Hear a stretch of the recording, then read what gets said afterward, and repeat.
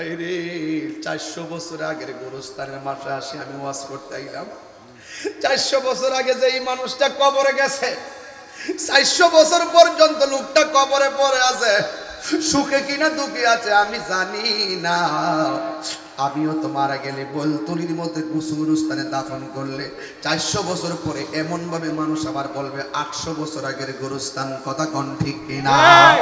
আরে ভাই রে, মা তো মা, এখন শুনছে আযাব হইতেছে, মন গলে নাই।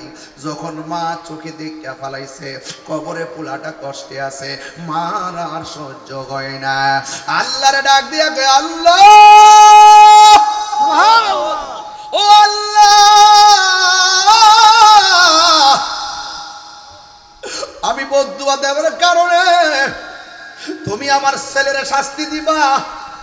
তুমি যদি এত কঠিন ভাবে শাস্তি দিবা আমি জানতাম, জিন্দেগিতে আমি বদদুয়া করতাম না গো আল্লাহ। ইন্না বাতাশা রাব্বিকা লাশাদীদ, নিশ্চয়ই আল্লাহর দরা অনেক শক্ত। ইন্নাহু হুয়া ইউবদি ওয়া ইউঈদ, ওই আল্লাহ যিনি শুরুর মালিক, যিনি শেষের মালিক। মহিলাটা ডাক দিয়া বলে, আল্লাহ বদদুয়া দিলে যদি এমন ভাবে কষ্ট দিবা, জিন্দেগি তো আমি আমার পোলারে বদদুয়া দিতাম না। আল্লাহ আমার পোলার যে কষ্ট দেখলাম, আমি পোলার জন্য তোমার কাছে মাফ চাই, আমার পোলার জন্য তোমার কাছে দয়া ভিক্ষা চাই। আমার পোলা আমারে দুনিয়ায় টাকা অবস্থা যত কষ্ট দিছে আমি ভুইলা গেছি গো আল্লাহ।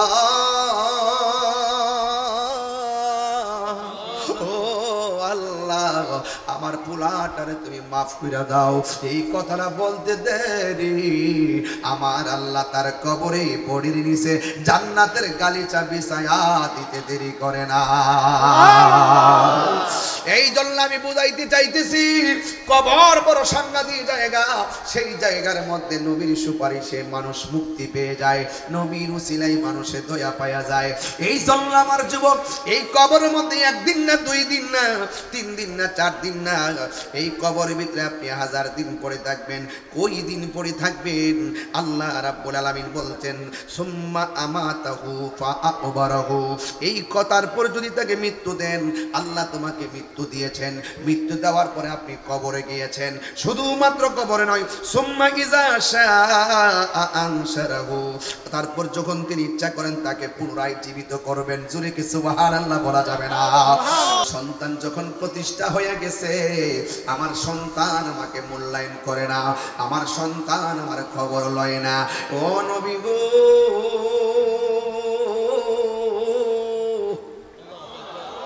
ও মায়ার নবী, এই কষ্ট পাইতে পাইতে শরীরটা পাথর বানাইয়া ফেলাইছি, শেষ পর্যন্ত আমি সহ্য করতে পারি না।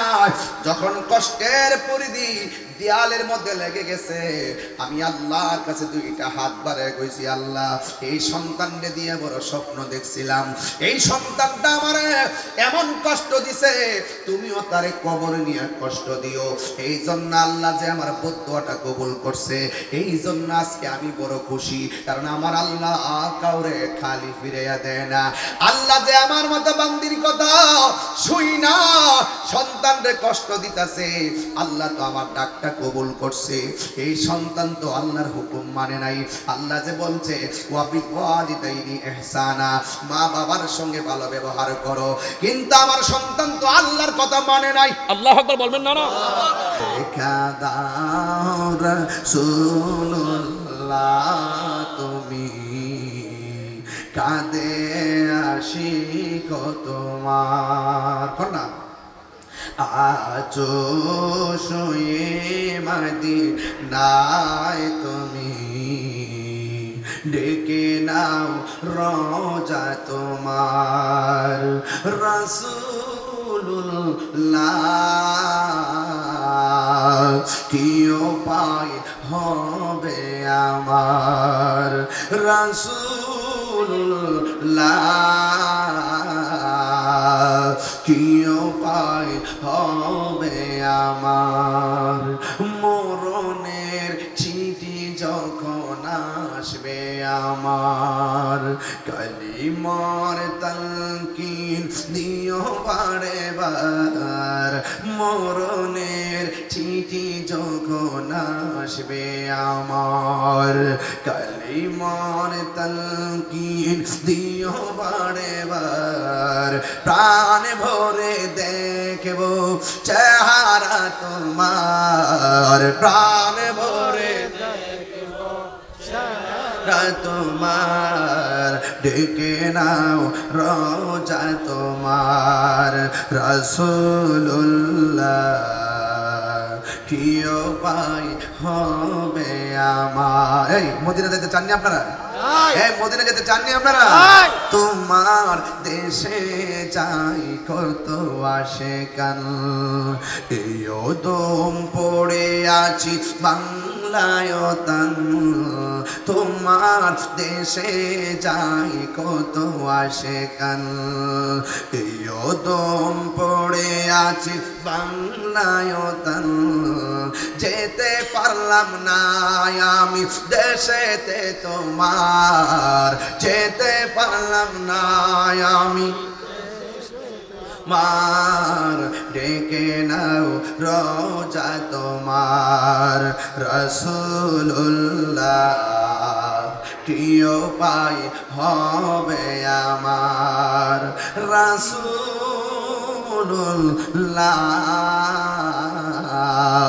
কি উপায় হবে আমার দেখা দাও রাসূলুল্লাহ তুমি কাঁদে আশিক তোমার আছো শুয়ে মদিনায় তুমি ডেকে নাও রোজা তোমার রাসূলুল্লাহ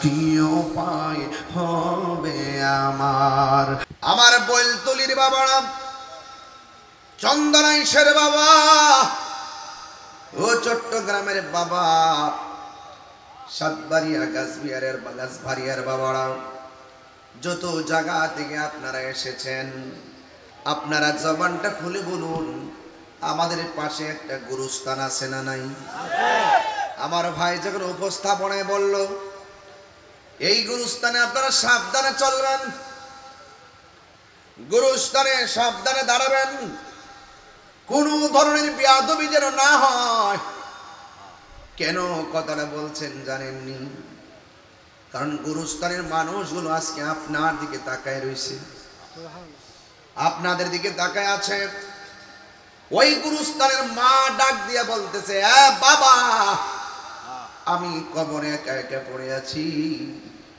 তোরা আমার জন্য একটু খাস করে দোয়া কর এ আমার প্রাণের স্বামী আমি কবরে পড়ে আছি আপনি আমার জন্য একটু কাজ করে দোয়া করেন এমন ভাবে কবরবাসী আপনজনদের কাছে দিনরাত প্রত্যাশা করে এ আমার বাবা মানুষ বড় স্বার্থপর এই মানুষ বড় স্বার্থপর ভাইকে কবরে নামাই দিয়ে আসলে 5 দিন পরে ভাই ভাইকে বলে যায় বন্ধু বন্ধুকে বলে যায় আপনজনকে ভুলে যায় দুনিয়ার রাজনৈতিক যত দল বলবেন দেখবেন রাজনৈতিক পোস্ট নেওয়ার জন্য টাকার প্রয়োজন হয় রাজনৈতিক পোস্ট নেওয়ার জন্য জনবলের প্রয়োজন হয় রাজনৈতিক পোস্ট নিতে গেলে বংশগত একটা প্রভাব প্রয়োজন হয় টাকা দিয়া লবিং করতে হয় জনগণ দেখায় লবিং করতে হয়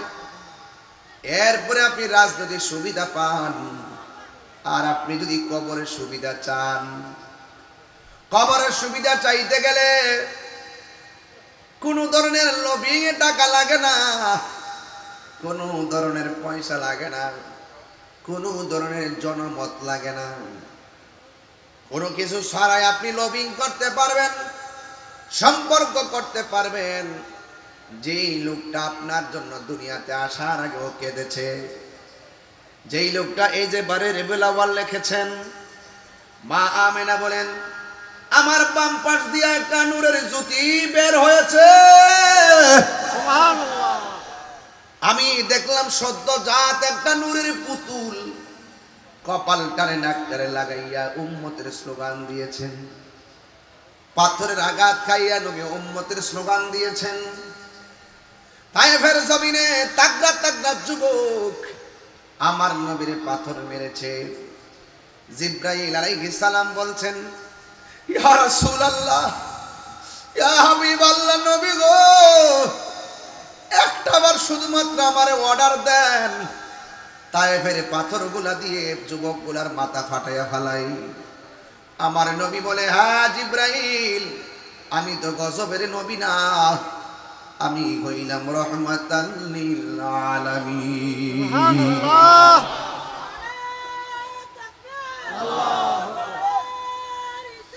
ইয়া রাসূলুল্লাহ, ইয়া রাসূলুল্লাহ, জিন্দাবাদ জিন্দাবাদ। এই জন্য আমার যুবক ভাইয়েরা, আমার বক্তব্যের উপর আপনারা কোন প্রশ্ন থাকলে আমারে বলবেন, আপনারা জবাব খুলে বলুন। আমার নবী কি গজব না রহমত? রহমত। এই রহমাতুল লিল আলামিন সারাটা জীবন উম্মতের জন্য এত দিবানা ছিলেন। উম্মত যখন সেই নবীর বিরুদ্ধে কথা বলে, নিঃসন্দেহে বলতে পারি রোজ হাশর মে কিয়া জবাব হয় মুস্তাফা কি সামনে। কথা বলেন ঠিক কিনা? কবরে ভয়াবহ অবস্থা হবে, হাসরে ভয়াবহ অবস্থা হবে। আল্লাহর হাবিবকে যখন পাথর মারছে, আল্লাহর হাবিব বলে, জিবরাইল, আমি বদদুয়া দিব না, আমি বদদুয়া দিলে আমি নবীর মতন মুস্তাজিব দাওয়া পৃথিবীর কোনো নবী নয়। আমি দোয়া করলে কবুল হবে, বদদুয়া দিলেও কবুল হবে। আমি যদি বদদুয়া দিয়ে এদেরকে ধ্বংস করে দিই, তাইলে আমি হকের দাওয়াত, দ্বীনের দাওয়াত আমি কার কাছে দিব? তার মানে প্রমাণ হয়ে গেল হকের দাওয়াতের সিস্টেম শুরু হয়েছে রক্ত দেওয়ার মাধ্যমে। কথা বলেন ঠিক কিনা? তায়েফের যুবক যুবক ছেলেরা আমার নবীকে পাথর মেরেছে, বড় বড় পাথর মেরেছে। এরপর আমার নবী কোনো বদদুয়া দেয় নাই। আরে তায়েফে নবী একটু শান্তির জন্য গিয়েছিল। নবীর আপনজনদেরকে হারায়া নবী বড় একাকিত্ব বোধ করেছেন। কাফেরদের যন্ত্রণা নবী তায়েফে একটু শান্তির জন্য গিয়েছেন। কিন্তু তায়েফের যুবকরা যখন আমার নবীরে পাথর মারে, তখন আমার নবী বলে, তায়েফের যুবকরা আমার এমন ভাবে মারতেছো, কিন্তু মক্কা নগরীতে মারার ইতিহাসটা তোমরা তুলে ধরিও না। কারণ মক্কায় ওরাও আমার মেরেছে। আমি নামাজের মধ্যে গিয়েছি, সিজদার মধ্যে যাওয়ার পর কাফেররা আমার পিঠের মধ্যে উঠের নারী বুড়ি চাপায়া দিয়েছে। ওরা যদি এখন শুনে আমি তায়েফের মধ্যে শান্তিতে নাই, তাইলে ওরা আরো বেশি শান্তি পাবে। আমাকে যে তোমরা মারতেছো, আমার খবরটা তোমরা মক্কায় পৌঁছাইও না। আমি একটা প্রশ্ন রাখতে চাই বলতুলি এলাকায়, যে তায়েফের জমিনের যুবকরা আমার নবীর দেখা দেখা এমন বডির মধ্যে পাথর মারছে যে বডি মুবারকে কোনোদিন মশা মাছি বসে নাই। সুবহানাল্লাহ। যেই নবীর বডি মুবারকে কোনোদিন মশা মাছি বসে নাই, ওই নবীর বডি মুবারকে তায়েফের যুবকরা পাথর মারছে।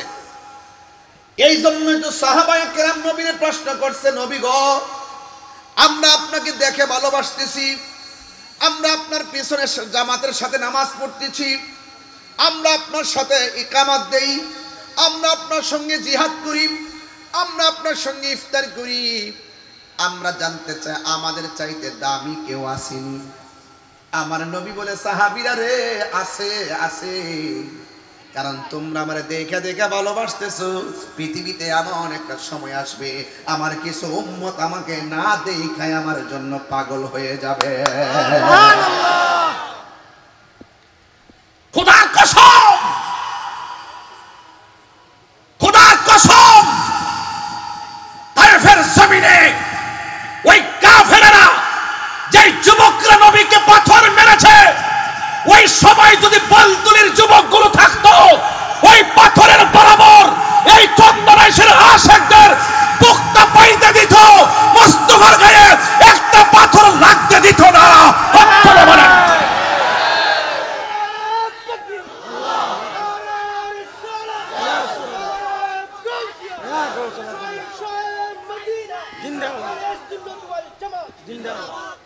আওয়াজ করবেন আল্লাহু আকবার। আরো বড় করে ইয়া রাসূলুল্লাহ বলেন। কেন বললাম কথাটা?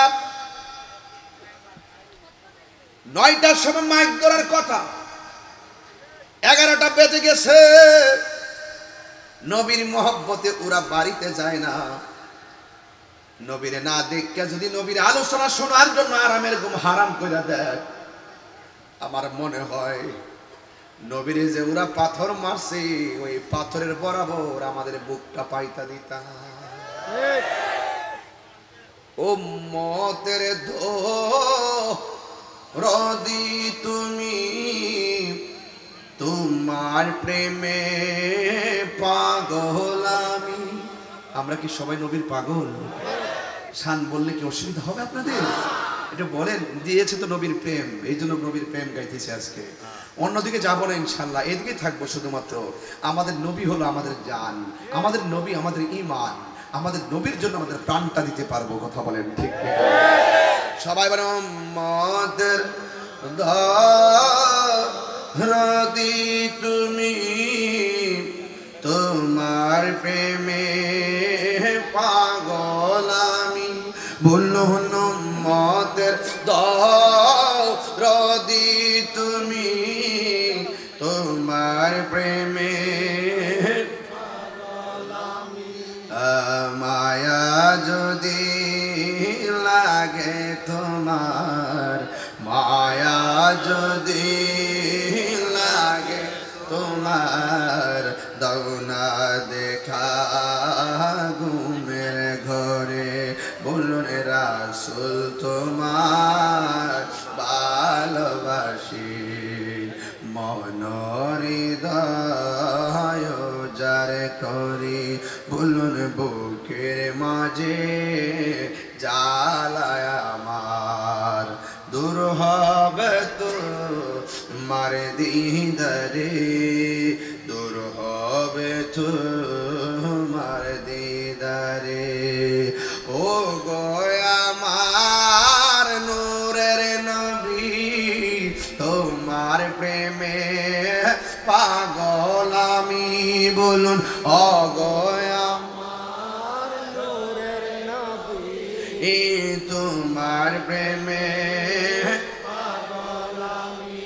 আজ জন্ম আমার বাংলাদেশে, জন্ম আমার রেখেছো আমায় পাগল করে। বলো জন্ম দেশে রেখেছো আমায় পাগল করে। বলুন রাসূল তোমায় ভালোবাসি, মনোহৃদয় যার করি। আহা বুকের মাঝে জ্বালায় আমার, দূর হবে তো মার দিদারে, দূর হবে তো মার দিদারে। জুড়ে জুড়ে কি আল্লাহু আকবার বলা যাবে না? নবীর প্রেম ঈমানের শর্ত। সুবহানাল্লাহ বলবেন না? নবীর প্রেম ঈমানের শর্ত। আপনি আমি নবীকে ভালোবাসবো জানের চাইতে কম না বেশি? আল্লাহ বলেন ওয়া নাহনু আকরাবু ইলাইহি মিন হাবলিল ওয়ারিদ। আর আমার নবীর ব্যাপারে আমার আল্লাহ কয় আন্নাবিয়্যু আউলা বিল মুমিনিনা মিন আনফুসিহিম। আল্লাহ হলো বান্দার শাহরগের নিকটে, আর আমার নবী হলো প্রত্যেকটা ঈমানদার জানের চাইতে আরো নিকটে। এই জন্য নবীকে ভালোবাসা ঈমানের দাবি। আল্লাহ বলে বন্ধু গো, কেউ যদি আমি আল্লাহকে পাইতে চায়, আপনারা যেন আপনি নবীকে মহব্বত করে, আপনি নবীকে যেন অনুসরণ করে। ও আল্লাহ, দুনিয়াতে কেউ কাউকে ভালোবাসলে ডায়েরি উপহার দেয়, এই দুনিয়াতে কেউ ভালোবাসলে কলম উপহার দেয়, এই দুনিয়াতে কেউ কাউকে ভালোবাসলে ওই মোবাইল উপহার দেয়। ও আল্লাহ, আমরা যে তোমাকে ভালোবাসবো, তোমার বন্ধুরে ভালোবাসবো, বন্ধুরে ভালোবাসলে নাকি তুমি আল্লাহ আমাদেরকে ভালোবাসবা। আমরা তো তোমার বন্ধুকে ভালোবেসেছি, তুমি আমাদেরকে ভালোবাসার ওয়াদা করেছ। আল্লাহ রাব্বুল আলামিন বলেন, আমার বন্ধু সবাই হবে না, আমার বন্ধু হবে দুইটা কোয়ালিটি সম্পন্ন মানুষ। আল্লাহু ওয়ালিউল্লাযিনা আমানু ইখরিজুহুম মিনাজ যুলুমাতি ইলান নূর। সুবহানাল্লাহ। আল্লাহ রাব্বুল আলামিন বলে, আমার বন্ধু হলো তারা যারা ঈমানদার এবং যারা নেক আমল করে।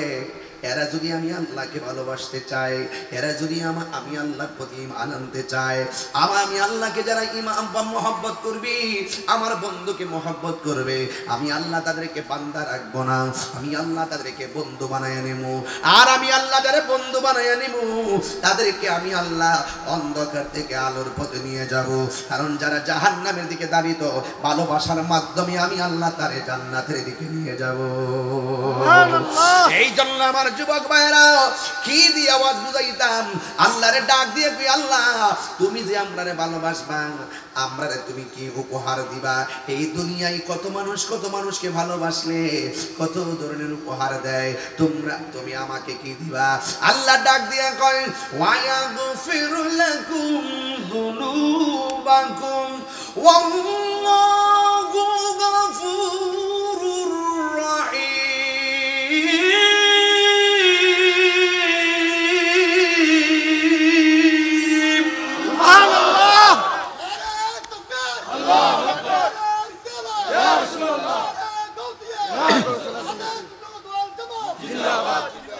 আমি আল্লাহ তোমাদেরকে ভালোবাসবো। এ বান্দা, তোমরা যদি আমি আমার বন্ধু নবীকে ভালোবাসো, আমি আল্লাহ তোমাদেরকে ভালোবাসবো। আমার ভালোবাসাটা কি জানো নি? আমি আল্লাহ তোমাদের জীবনের গুনাহগুলো মাফ করে দিব। নবী গো, তোমার ভালোবাসায় জীবনের গুনাহ ঝরে যায়। নবী গো, তোমার ভালোবাসায় আল্লাহর ওলি হওয়া যায়। আল্লাহুম্মা সাল্লি মাশাআল্লাহ মাওলানা মুহাম্মদ ওয়ালা সাইয়্যিদিনা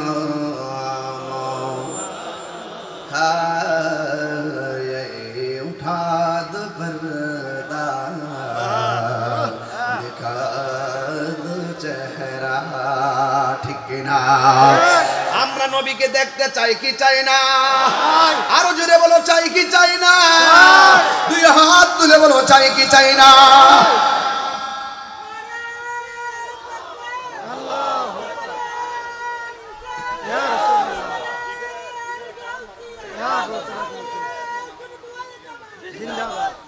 আল্লাহু আকবার বলেন।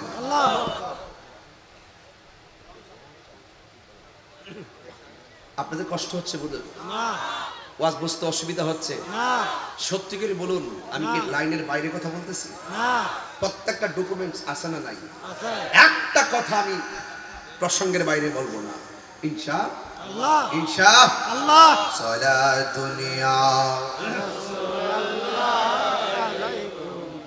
সালামুন ইয়া হাবিবাল্লাহ আলাইকুম সালাতুন ইয়া রাসূলুল্লাহ আলাইকুম সালামুন ইয়া হাবিবাল্লাহ আলাইকুম।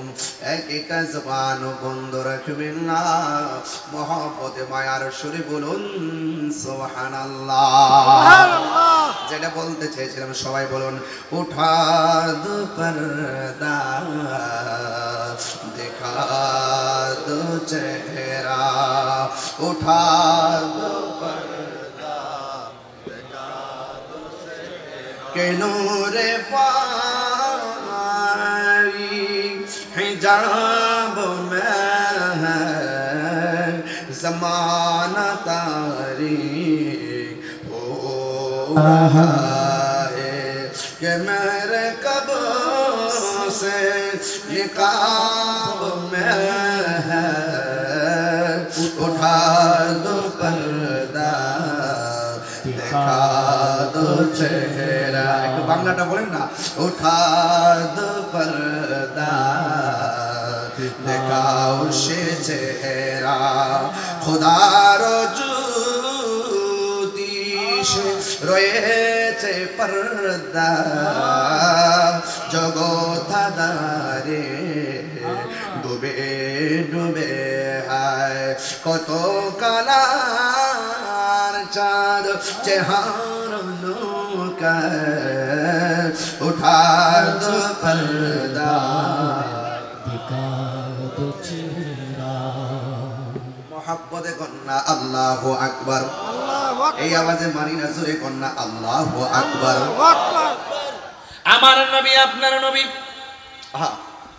আল্লাহ বলে বান্দা আমার বন্ধু নবীরে ভালোবাসলে আমি আল্লাহ তোমাদের জীবনের গুনাহ মাফ করে দিব আপনারা জবানটা খুললা কোন আমাদের গুনাহ আছে না নাই আছে আরো জোরে গুনাহ আছে না নাই আছে যুবক আমাদের গুনাহ আছে এমন কিছু গুনাহ করছি আমার মা জানে না এমন কিছু গুনাহ করছি আমার আপনজন জানে না এমন কিছু গুনাহ করছি আমার আপনজন কেউ জানে না আপনারা জবানটা খুললে কোন যা কেউ জানে না জানে একজন জবান খুলে বলুন তিনি কে আল্লাহ এই মাহফিলে আপনারা জিন্দা আপনাদের পাশে দুই হাত মাটির নিচে তারা কি জিন্দা না মুর্দা কিন্তু এখানেও তারা কিন্তু জিন্দা যদি আমরা মরা বলি তারপর ওরা জিন্দা কারণ মৃত্যুর পরে আমার আল্লাহ বান্দারে জীবন দিয়ে দিবে এই জীবনের পর আর কোনো মরণ হবে না কথা বলেন ঠিক কিনা এখন আপনারা সবাই জিন্দা ওরাও জিন্দা দুই জিন্দার মধ্যে পার্থক্য আছে না নাই আছে আরো জোরে কোন আছে না নাই আছে এটা আমার কথা না আপনারা জিন্দা আছেন বলে মাহফিলে আসছেন আপনারা জিন্দা আছেন বলে বাড়িতে যাবেন আপনারা জিন্দা আছেন বলে এই মোবাইলে কথা বলবেন কিন্তু ওরাও কবরে জিন্দা আছে কিন্তু ওরা কেন আমাদের সঙ্গে কথা বলতে পারে এই জন্য আল্লাহ বলছেন ওয়ামা ইয়াস্তাবিল আহইয়া ওয়ালাল আমওয়াত সুবহানাল্লাহ যারা জিন্দা আর যারা মৃত তারা এক না যারা জিন্দা আর যারা মৃত তারা এক না আল্লাহ বলেন ইন্নাল্লাহা ইউসমিউ মান ইয়াশা সুবহানাল্লাহ আল্লাহ বলে ওই কবরে তারা কেমন আছে কেউ দেখতে পারে না এই কবরের মধ্যে কার কবরে আগুন জ্বলতেছে আমরা এখান থেকে বলতে পারতেছি না এই কবরে কার কবরের মধ্যে জাহান্নামের আগুন জ্বলতেছে আমরা বলতে পারতেছি না এই কবরের ভিতরে কার সাপে দংশন করতেছে আমরা দেখতে পারতেছি না এই কবরের ভিতরে কোন মানুষটার বডির নিচে জাহান্নামের পর্দা বিছায়া দিছে আমরা দেখতে পারি না কিন্তু আমার আল্লাহর কোরআন বলে ইন্নাল্লাহা ইউসমিউ মান ইয়াশা আমার আল্লাহ যারা ইচ্ছা করে এক কবরের উপরে থাকলেও মাটির নিচের আযাব দেখার ক্ষমতা আছে সুবহানাল্লাহ সুবহানাল্লাহ আছে কি না বলেন যুবক ভাইরা যদি বলেন যে হুজুর দলিল কি আছে আমার নবী রাস্তা দিয়া যাচ্ছে আমার নবী তাকায়া দেখতেছেন একটা গুরুস্থানের কবরের মধ্যে মানুষগুলার বডির নিচে জান্নাতের গালিচা বিছায়া দেয়া রাখছে আল্লাহর হাবিবের দেখার ক্ষমতা আছে না নাই আছে আর জোরে আছে না নাই আছে আল্লাহর হাবিব আল্লাহর হাবিব যখন দেখলেন পুরা গুরুস্থানের মানুষের নিচে জান্নাতের গালিচা দেওয়া আছে নবী কি রহমাতুল লিল আলামিন হইয়া খুশি না বেজার নবী আমার এত খুশি আনন্দের সঙ্গে নবী আমার ফাতাবাসসামা মুস্কি হাসি মারলেন সাহাবায়ে কেরাম ডাক দিয়া বলে ইয়া রাসূলুল্লাহ নবী গো ও মায়ার নবীজি হঠাৎ করে কেন আপনি মুচকে হাসি দিলেন? আমার নবী ডাক দিয়ে বলে, সাহাবারা শুনো, আমি নবী যখন গুরুস্থানের মধ্যে এসেছি, এটা নতুন গুরুস্থান, বেশি কবর হয় নাই, আমি দেখলাম প্রত্যেকটা কবরস্থানের কবরবাসীর নিচে আমার আল্লাহ জান্নাতের গালিটা বিছায়া রাখছে। অথচ আমরা এখানে বসে আছি, এই কবরের দুই হাত নিচে কে কি অবস্থায় আমরা জানি। এই জন্য রাসূল বলছে, হে সাহাবায়ে কেরাম, আমি নবী যাহা জানি তোমরা তা জানো না, আমি নবী যাহা দেখি তোমরা তা দেখো না। এবার আবার নবী যখন এই জান্নাতের গালিচা দেখে হাসি দিলেন, দিতে দিতে আমার নবী একটু দূরে গেছে, যাইয়া একটা কবর দেখে আমার নবী চোখের পানি মুবারক ফলায় কাঁদতেছে। সাহাবারা ডাক দিয়ে, নবী গো, এতক্ষণ পর্যন্ত আপনি আনন্দিত, এখন কেন আপনি চোখের পানি ফালায়া কাঁদতেছেন? আমার নবী বলে, সাহাবারা বেশি কথা বলো না, তাড়াতাড়ি বাজারে যাও, বাজারে যাইয়া এলান করো এই গুরুস্থানের মধ্যে কে কে আপনজন দাফন করছে, এদেরকে বলবা গুরুস্থানে যার যার আপনজনদের কবরের পারে দাঁড়ানোর জন্য। এবার সমস্ত সাহাবীরা যাইয়া ওই গুরুস্থানের এলানটা বাজারে করে দিলেন। যেই মাত্র বাজারের মধ্যে সেই এলানটা করে দিলেন, পরের দিন সকল মানুষগুলা যার যার আপনজনদের কবরের পারে দাঁড়াইছে। আর সাহাবায়ে কেরাম মনে মনে অপেক্ষা করতেছে, ওই কবরটার সামনে কে দাঁড়াই অপেক্ষা করতেছে, কেন নবী কবরের পারে দাঁড়ায় কান্না করেছে। এই জন্য সাহাবায়ে কেরাম অপেক্ষা করতেছেন, ওই কবরের পারে কে আসবে। নবী আমার তাকায়া রইছে, আর সাহাবায়ে কেরাম অপেক্ষা করতেছেন। হঠাৎ করে তাকায়া দেখতেছেন আপনজনদের সব কবরে আপনজনরা দাঁড়ায়া গেছে। হুকুম তো অন্য কেউ দেয় নাই, হুকুম দিয়েছে রাহমাতুল লিল আলামিন। নবীর কথা অমান্য করার ক্ষমতা কি পৃথিবীর কাহারও আছে? সবাই এসে কবরের পারে দাঁড়ায়া গেছে, আর সাহাবায়ে কেরাম তাকায়া দেখতেছেন ওই যেই কবর, যেই কবরে আমার নবী দাঁড়ায়া দাঁড়ায়া। কিছু কবরের কথা বলতেছি কেন ভাই, মনে কষ্ট নিয়েন না, যেহেতু আমরা গুরুস্থানের বুকে নিয়ে কথা বলতেছি, এই জন্য আমার একটা ধারণা দিতে হবে যে এই জায়গাটা বরজাখের জায়গা, এটা খুব কঠিন একটা জায়গা। কবর কাহার জন্য জান্নাতের বাগান, আবার কাহার জন্য জাহান্নামের গর্ত। কথা কোন ঠিক না? এই জন্য ওই কবরটাতে যাওয়ার আগে সাবধান হয়ে যান, ওই মাটির নিচে যাওয়ার আগে সাবধান হয়ে যেতে হবে।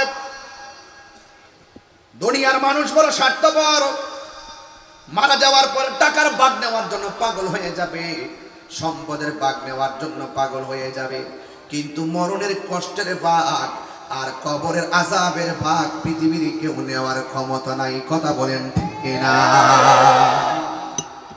আছে।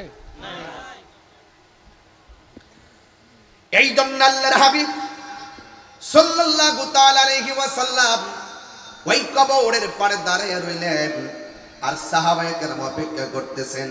সব দাঁড়ানো শেষ হয়ে গেছে, আর যেই কবরটা দেখে আমার নবী চোখের পানি ফেলে কান্না করেছেন, আমার নবী তাকায়া দেখতেছেন একটা বুড়া মহিলা ওই লাঠিটার মধ্যে ভর করে করে ওই কবরের সামনে এসে দাঁড়ায় গেছে। আল্লাহর হাবিব ডাক দিয়ে বলে, মা, সুবহানাল্লাহ, ও মা গো, এই কবরের পাশে আপনি দাঁড়াইছেন, আমি জানতাম চাই এই কবরটা কার। এই মহিলাটা ডাক দিয়া বলি, ইয়া রাসূলুল্লাহ, ইয়া হাবিবাল্লাহ, নবী গো, ও মায়ার নবী, দয়ার নবী, এই কবরটা অন্য কাহারও নয়, এই কবরটা হলো আমার জাদুমণির কবর, এই কবরটা হলো আমার আপন সন্তানের কবর। এবার ওই মহিলাটা ওই কবরের পারে যখন দাঁড়াইছে, আমার নবী ডাক দিয়ে কই, মা, আপনার সন্তানটা জানেননি কবরে কোন অবস্থায় আছে? এবার আমার নবী ডাক বলার পরে মহিলা কই, আমি জানি না, আল্লাহ এবং তার হাবিবই ভালো জানে। আল্লাহর হাবিব ডাক দিয়ে কয়, হে মা, আমি গুরুস্থানের মধ্যে ঢুকলাম, আমি দেখলাম গুরুস্থানের সব মানুষগুলা জান্নাতের গালিচায় ঘুমাইতেছে, আর আপনার সন্তানের নিচে জাহান্নামের গালিচা বিছাইয়া আপনার সন্তানটারে কষ্ট দিতেছে, এই জন্য আমি আপনারে আনছি। এই কথাটা যখন মহিলাটা শুনছে, ওই মহিলা যেই মাত্র শুনছে সন্তানের কবরে জাহান্নামের আগুন জ্বলতেছে, এই কথাটা শুই না মহিলা তখন মুস্কি মুস্কি হাসতে শুরু করলো। নবী আমার ডাক দিয়ে বলে, মা, আপনার সন্তান কষ্টে আছে, আপনি কেন হাসতেছেন? ওই মহিলা বলে, নবী গো, আমি হাসছি, আমি খুশি হইছি। কই কেন? কই পোলাটারে 10 মাস ধরে আমি পেটের মধ্যে ধারণ করছি, এমন অনেক রাত গেছে সন্তান আমার পেটের মধ্যে লাথি মাইরা ঘুম কাইরা নিছে, আমি খাইতে বসছি, এমন কিছু সময় গেছে সুবহানাল্লাহ। আমি খাইতে বসার পর লুকমাটা মুখের মধ্যে দিব, ওই মুহূর্তে আমার পেটের সন্তান পেটে লাথি মারছে, আমার খাউনটা সেকেন্ডে কাইরা লইয়া গেছে, আমি প্লেটের ভাত খাইতে পারি নাই, ঘুমের ঘরে গিয়েছি, ভালো করে আমি ঘুমাইতে পারি নাই। নবী, আমি তারে যখন ভূমিষ্ঠ করতে গেছিলাম, মানুষ বলছে আমি নাকি বেহুশ হয়ে গেছিলাম, অনেক মানুষ মনে করছে আমি মারাই গেছি। এমন ভাবে সন্তানটারে কষ্ট করে পেটে ধরছিলাম, দিনে দিনে সন্তান বড় হইতেছে আর আমি ধীরে ধীরে বুড়া হইতেছি।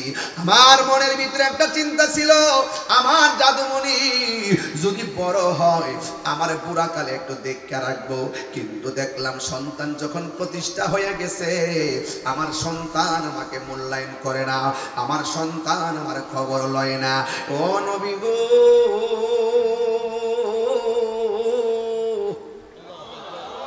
ও মায়ার নবী, এই কষ্ট পাইতে পাইতে শরীরটা পাথর বানাইয়া ফেলাইছি, শেষ পর্যন্ত আমি সহ্য করতে পারি না। যখন কষ্টের পরিধি দেয়ালের মধ্যে লেগে গেছে, আমি আল্লাহর কাছে 2টা হাত বাড়ায় কইছি, আল্লাহ, এই সন্তানকে দিয়ে বড় স্বপ্ন দেখছিলাম, এই সন্তানটা আমার এমন কষ্ট দিছে, তুমিও তারে কবর নিয়ে কষ্ট দিও। এই জন্য আল্লাহ যে আমার বদদুয়াটা কবুল করছে, এই জন্য আজকে আমি বড় খুশি, কারণ আমার আল্লাহ কাউরে খালি ফিরাইয়া দেয় না। আল্লাহ যে আমার মতো বান্দির কথা শুই না সন্তানরে কষ্ট দিতেছে, আল্লাহ তো আমার ডাকটা কবুল করছে। এই সন্তান তো আল্লাহর হুকুম মানে নাই, আল্লাহ যে বলছে ওয়া বিওয়ালিদাইনি ইহসানা, মা বাবার সঙ্গে ভালো ব্যবহার করো, কিন্তু আমার সন্তান তো আল্লাহর কথা মানে নাই। আল্লাহু আকবার বলবেন না? না, আমার সন্তান তো আল্লাহর কথা মানে নাই, আমার কষ্ট দিয়েছে, এই জন্য আমি বদদুয়া দিয়েছি। আর আযাবটা দেখে আমার কাছে বড় শান্তি লাগতেছে, কারণ আমার আল্লাহ বড় মেহেরবান। ওয়া ইলাহুকুম ইলাহু ওয়াহিদুন লা ইলাহা ইল্লা হুয়ার রহমানুর রহিম। সুবহানাল্লাহ। আল্লাহ রাব্বুল আলামিন হলো একজন। ওই আল্লাহ রাব্বুল আলামিন কখন খুশি হয় জানেননি? যখন আল্লাহর বিধান আপনি মানবেন আল্লাহ খুশি হয়। আল্লাহ বলছে বেঈমানের সঙ্গে তুমি চলিও না, আপনি যদি চলেন তাইলে আপনাকে হিসাব দেওয়া লাগবে। আল্লাহ যদি বলে মা বাপের সঙ্গে ভালো ব্যবহার করো, আপনি যদি ঘৃণা করেন আল্লাহ কষ্ট দিবে। এই জন্য আমার আল্লাহ রাব্বুল আলামিন বলেছেন, ইয়া আইয়ুহাল্লাযীনা আমানু লা তাতাওয়াল্লাউ কওমান গাদিবাল্লাহু আলাইহিম। আল্লাহ রাব্বুল আলামিন বলেন, হে ঈমানদারগণ, তোমরা তাদের সাথে বন্ধুত্ব করবা না, তোমরা ওই সম্প্রদায়ের মানুষের সঙ্গে বন্ধুত্ব করবা না, যাদের সাথে বন্ধুত্ব করলে আমার আল্লাহ বড় রাগ করে, আমার আল্লাহ বড় রাগ করে। এই জন্য যুবক, মানুষের মধ্যে এমন কিছু আছে কদিয়া ইসুম মিনাল আখিরা, তারা আখিরাতকে অস্বীকার করে, তারা আখিরাতের প্রতি নিরাশ হয়ে যায়। কামাইয়া ইসাল কুফারু মিন আসহাবিল কুবুর, যেমন করে কাফেররা কবরবাসীটারে কবরের আযাব বিশ্বাস করে না, আমরা কবর আযাব বিশ্বাস করি কি করি না? আরো জোরে বলেন, করি কি করি না? আমরা কবর আযাব মানি, আমরা আখিরাতও মানি কি মানি না? আমানতু বিল্লাহ, বিশ্বাস করি কাকে? আল্লাহকে বিশ্বাস করি, ফেরেশতাদেরকে বিশ্বাস করি, আসমানি কিতাবকে বিশ্বাস করি, একটু কমাই লিখো, আসমানি কিতাবকে বিশ্বাস করি, ফেরেশতারে বিশ্বাস করি এবং তাকদীরকে বিশ্বাস করি, পরকালকে বিশ্বাস করি। এই জন্য কবর আমরা মানি। কবর আমরা মানি, মুসলমান মানি হলো কবরে যেতে হবে, মুসলমান মানি হলো আল্লাহর দরবারে হিসাব দিতে হবে, মুসলমান মানি হলো বড়ই পাতার গরম জল দিয়ে তোমারে গোসল দেওয়া লাগবে, মুসলমান মানি হলো নাকের মধ্যে তোলা ঢোকাবে, মুসলমান মানি হলো কানের মধ্যে তোলা ঢোকাবে। কেন? কয় কান দিয়া যেন পানি না ঢুকে। নাকের মধ্যে তোলা ঢোকাবে, কয় কেন? কয় নাক দিয়া যেন পানি না ঢুকে। বেশি গরম পানি দিবে না, কয় কেন? কয় গরম পানি দিলে মুর্দারের উপরে চামড়ায় কষ্ট পাবে। বেশি ঠান্ডা পানি দিবে না, কই কষ্ট পাবে। আবার নতুন কাপড় দিয়া বাইন্ডিং কইরা খাটের মধ্যে শোয়াইয়া কাঁধের মধ্যে লইয়া একটা বার আলগে দেয় না জীবনে, কাঁধের মধ্যে বার নেয় না। অথচ মানুষ মারা যাওয়ার পরে মানুষের এই লাশটা কাঁধে নেওয়ার জন্য মানুষ পাগল হয়ে যায়, একমাত্র মুসলমানের ঘরের মুসলমান হওয়ার কারণে। ওয়ালা তামুতুন্না ইল্লা ওয়া আনতুম মুসলিমুন। সুবহানাল্লাহ। আল্লাহ রাব্বুল আলামিন বলেন তোমরা মুসলমান না হইয়া মরিও না। এই জন্য আমার যুবক ভাইয়েরা, মুসলমান মানি হলো আল্লাহকে মানতে হবে, মুসলমান মানি হলো নবীকে মানতে হবে, মুসলমান মানি হলো কবর বিশ্বাস করা লাগবে, মুসলমান মানি হলো হাসরের ময়দানে বিশ্বাস করা লাগবে। এই জন্য মহিলাটাকে আমি তো আল্লাহর মানি, আমার আল্লাহ কত সুন্দর দয়াবান, আমার বদদুয়া কবুল করছে, পুলা কষ্ট পাইলে পাইছে। এবার আমার নবী তো মায়ের মমতা আর নবীর ভালোবাসা তো এক জিনিস না। মা সন্তানকে যেই মমতাই ভালোবাসে, আমার নবী উম্মতকে তার 1000 কোটি গুণ বেশি ভালোবাসে। মা যতটুকু রাসূলের মা যতটুকু পর্যন্ত সন্তানের প্রতি দয়া, রাসূলুল্লাহ ওই উম্মতের জন্য তার চাইতে কোটি গুণ দয়া। ঠিক কি না? আল্লাহ কাহার, আবার আল্লাহ রহমানুর রহিম। দেখবেন হাসরের মাঠে এমন অবস্থা হবে, একটু পরে যাই সেদিকে। আমি এই জগৎটা শেষ করে দিই, এই জগৎটা শেষ করে আমি ওই জগতে যাব ইনশাআল্লাহ। একটু সবাই বলেন ইনশাআল্লাহ। জন্ম আমার নবীর যুগে। বাবারে একটু একটু ইয়ে করে দাও, ঘন্টাটা সাইফা। জন্ম আমার নবীর যুগে, দুনায়নে শুনলে পাক দেখলে কেমন হতো, দুনায়নে পাক দেখলে কেমন হতো, জন্ম যুগে হতো বেশে হযরতে বেলালের মধুর আযান, সেই আযানে ছিল এমন প্রেম মুগ্ধ রহমান। আস্ত বেশে হযরতে বেলালের মধুর আযান, সেই আযানে ছিল এমন প্রেম মুগ্ধ রহমান। দয়াল নবীর পিছে নামাজ পড়লে কেমন হতো,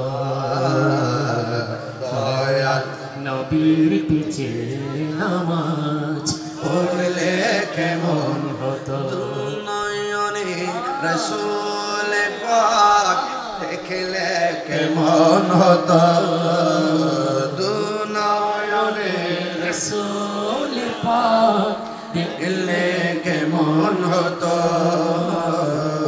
জন্ম আমার নবীর যুগে হলে কেমন হতো,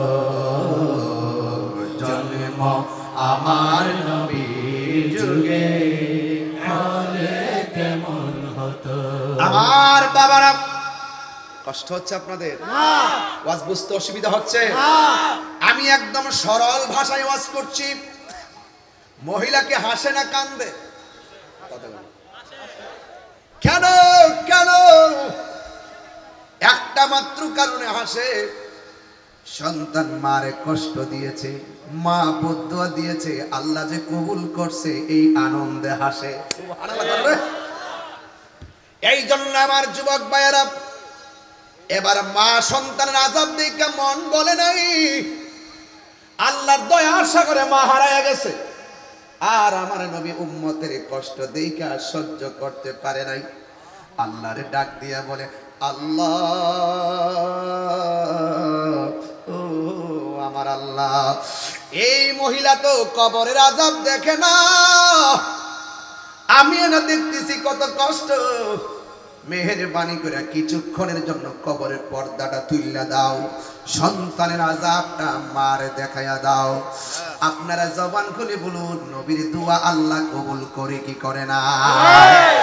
আল্লাহর কাছে নবী হাত তুলতে দেরি, ওই কবরের পর্দাটা উঠে গেছে, আর মহিলাটা তাকে দেখতেছে, জাহান্নামের আগুনের গালিচার মধ্যে সন্তানটা শুয়ে শুয়ে কাঁদতেছে। আর এমন ভাবে একটা অন্ধ ফেরেশতা, কানে শুনে না, চোখে দেখে না, হাতুড়ি নিয়ে নিয়ে এমন জোরে একটা আঘাত করে, 70 গজ মাটির নিচে নিয়ে ঢুকাইয়া দেয়। আর সন্তানটা কবরের মধ্যে এমন জোরে চিৎকার মারে, মাসরিক থেকে মাগরিব, সীমাল থেকে জুনুব পর্যন্ত এমন ভাবে চিৎকার দেয়, এই কান্নার আওয়াজ পৃথিবীর কোনো মানুষ শুনে না, পৃথিবীর কোনো জিন শুনে না। এখন বলবেন হুজুর, মানুষ শুনে না কেন, জিন শুনে না কেন?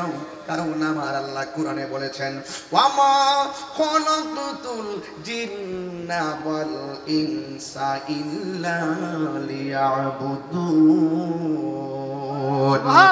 আল্লাহ বলেন, আমি মানুষ এবং জিন জাতিকে সৃষ্টি করেছি একমাত্র আমি আল্লাহর গোলামি করার জন্য। যেহেতু মানুষের হিসাব হবে, মানুষের বিচার হবে, যেহেতু জিনের বিচার হবে, জিনের হিসাব হবে, এই জন্য দুইটা জাতিকে কবর আযাব আল্লাহ শুনান না। উসুল ডাক দিয়া বলে, যদি বলতলি, কথার কথা বলতেছি আর কি, আবার হাদিস খুঁজছেন না। আল্লাহর হাবিব বলেন, ধরেন বলতলির কবরস্থানে যদি কাহার আযাব হয়, এই আযাবের কান্নার আওয়াজ যদি আসে, বলতলির মানুষ এখানে থাকতে পারতেন না, তারা হাউ মাউ করে কবরের মধ্যে এমন ভয়ঙ্কর ভাবে কান্দে।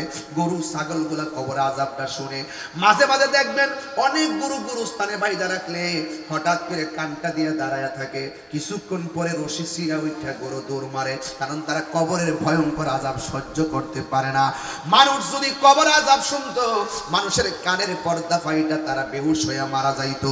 এই জন্য কবরের ভয়াবহ অবস্থা মানুষকে শোনার জন্য সুযোগ দেয় নাই। আল্লাহ ডাক দিয়া বলে, ওয়ামা আনতা বিমুসমিইন মান ফিল কুবুর। কবরের মধ্যে যারা আছে তাদের কান্নার আওয়াজ কেউ শুনতে পারে না, ওই কবরের মধ্যে যারা আছে তাদের কথা কেউ শুনতে পারে না, তবে আল্লাহ যাকে ইচ্ছা করে তাকে শোনার তৌফিক দেয়। এই জন্য আমার নবী ডাক দিয়ে, কে আল্লাহ, কবরের ভিতরটারে একটু ওপেন করে দাও। যেই মাত্র মা তাকায়া দেখছে সন্তানটা জাহান্নামের আগুনের মধ্যে পড়ে আছে, ফেরেশতা তারে বাইরাইয়া 70 গজ মাটির নিচে ঢুকাইয়া ফেলাইছে। আরে ভাই রে, মা তো মা, ওই এখন শুনছে আযাব হইতেছে, মন গলে নাই। যখন মা চোখে দেখা ফেলাইছে কবরে পোলাটা কষ্টে আছে, মার আর সহ্য হয় না। আল্লাহরে ডাক দিয়া কে, আল্লাহ, ও আল্লাহ, আমি বদদুয়া দেওয়ার কারণে তুমি আমার ছেলের শাস্তি দিবা। তুমি যদি এত কঠিন ভাবে শাস্তি দিবা আমি জানতাম, জিন্দিগিতে আমি বদদুয়া করতাম না গো আল্লাহ। ইন্না বাতাশা রাব্বিকা লাশাদীদ, নিশ্চয়ই আল্লাহর দরা অনেক শক্ত। ইন্নাহু হুয়া ইউবদি ওয়া ইউঈদ, ওই আল্লাহ যিনি শুরুর মালিক, যিনি শেষের মালিক। মহিলাটা ডাক দিয়া বলে, আল্লাহ, বদদুয়া দিলে যদি এমন ভাবে কষ্ট দিবা, জিন্দিগি তো আমি আমার পোলারে বদদুয়া দিতাম না। আল্লাহ, আমার পোলার যে কষ্ট দেখলাম, আমি পোলার জন্য তোমার কাছে মাফ চাই, আমার পোলার জন্য তোমার কাছে দয়া ভিক্ষা চাই। আমার পোলা আমারে দুনিয়ায় থাকা অবস্থা যত কষ্ট দিছে আমি ভুইলা গেছি গো আল্লাহ। ও আল্লাহ, আমার পোলাটারে তুমি মাফ করে দাও। এই কথাটা বলতে দেরি আমার আল্লাহ তার কবরে পড়ির নিচে জান্নাতের গালিচা বিছায়া দিতে দেরি করে না। এই জন্য আমি আমি বুঝাইতে চাইতেছি কবর বড় সাংঘাতিক জায়গা। সেই জায়গার মধ্যে নবীর সুপারিশে মানুষ মুক্তি পেয়ে যায়, নবীর উসিলায় মানুষের দয়া পাওয়া যায়। এই জন্য আমার যুবক, এই কবরের মধ্যে একদিন না, 2 দিন না, 3 দিন না, 4 দিন না, এই কবরের ভিতরে আপনি 1000 দিন পড়ে থাকবেন। কই দিন পড়ে থাকবেন? আল্লাহ রাব্বুল আলামিন বলতেন সুম্মা আমাতাহু ফাআকবারাহু। এই কথার পর যদি তাকে মৃত্যু দেন, আল্লাহ তোমাকে মৃত্যু দিয়েছেন, মৃত্যু দেওয়ার পরে আপনি কবরে গিয়েছেন। শুধুমাত্র কবরে নয়, সুম্মা ইজা শাআ আনশারাহু, তারপর যখন তিনি ইচ্ছা করেন তাকে পুনরায় জীবিত করবেন। জোরে কি সুবহানাল্লাহ বলা যাবে না? ওয়াইদাল কুবুর বুসিরাত, এই কবর থেকে তোলা হবে। আল্লাহ রাব্বুল আলামিন বলতেছেন এই কবরের মধ্যে, কবর এমন একটা জায়গা, এই জায়গার মধ্যে তোমাকে দাফন করা হবে। মিনহা খলাকনাকুম ওয়া ফিহা নুঈদুকুম ওয়া মিনহা নুখরিজুকুম তারাতান উখরা। এই মাটি থেকে তোমাকে সৃজন করা হয়েছে, এই মাটিতেই তোমাকে দাফন করা হবে, এই মাটি থেকেই তোমাকে তোলা হবে। সুবহানাল্লাহ। 1 দিন, 2 দিন, 3 দিন, 1000 দিন, কোটি দিন এই কবরস্থানে বলতলিতে পড়ে থাকবে। হাইরে 20 কবরস্থানে কত বছর হইছে বাবা?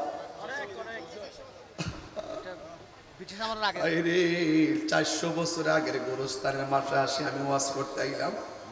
400 বছর আগে যে এই মানুষটা কবরে গেছে, 400 বছর পর্যন্ত লোকটা কবরে পড়ে আছে। সুখে কিনা দুঃখে আছে আমি জানি না।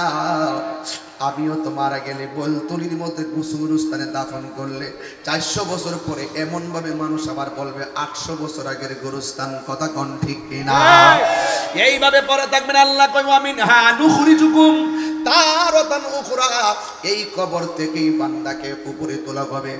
কখন তোলা হবে একটু আলামত আছে। কয় ইজাস সামাউন ফাতরাত, আকাশটা বিদীর্ণ হয়ে যাবে। ওয়া ইজাল কাওয়াকিবুন তাসরাত, আসমানের নক্ষত্রগুলো খুলে পড়ে যাবে। ওয়া ইজাল বিহারু ফুজ্জিরাত, ওই সমুদ্রের মধ্যে সুনামি সৃষ্টি হয়ে যাবে। ওয়া ইজাল কুবুরু বুসিরাত, এই কবর থেকে তুলে ওঠা হবে।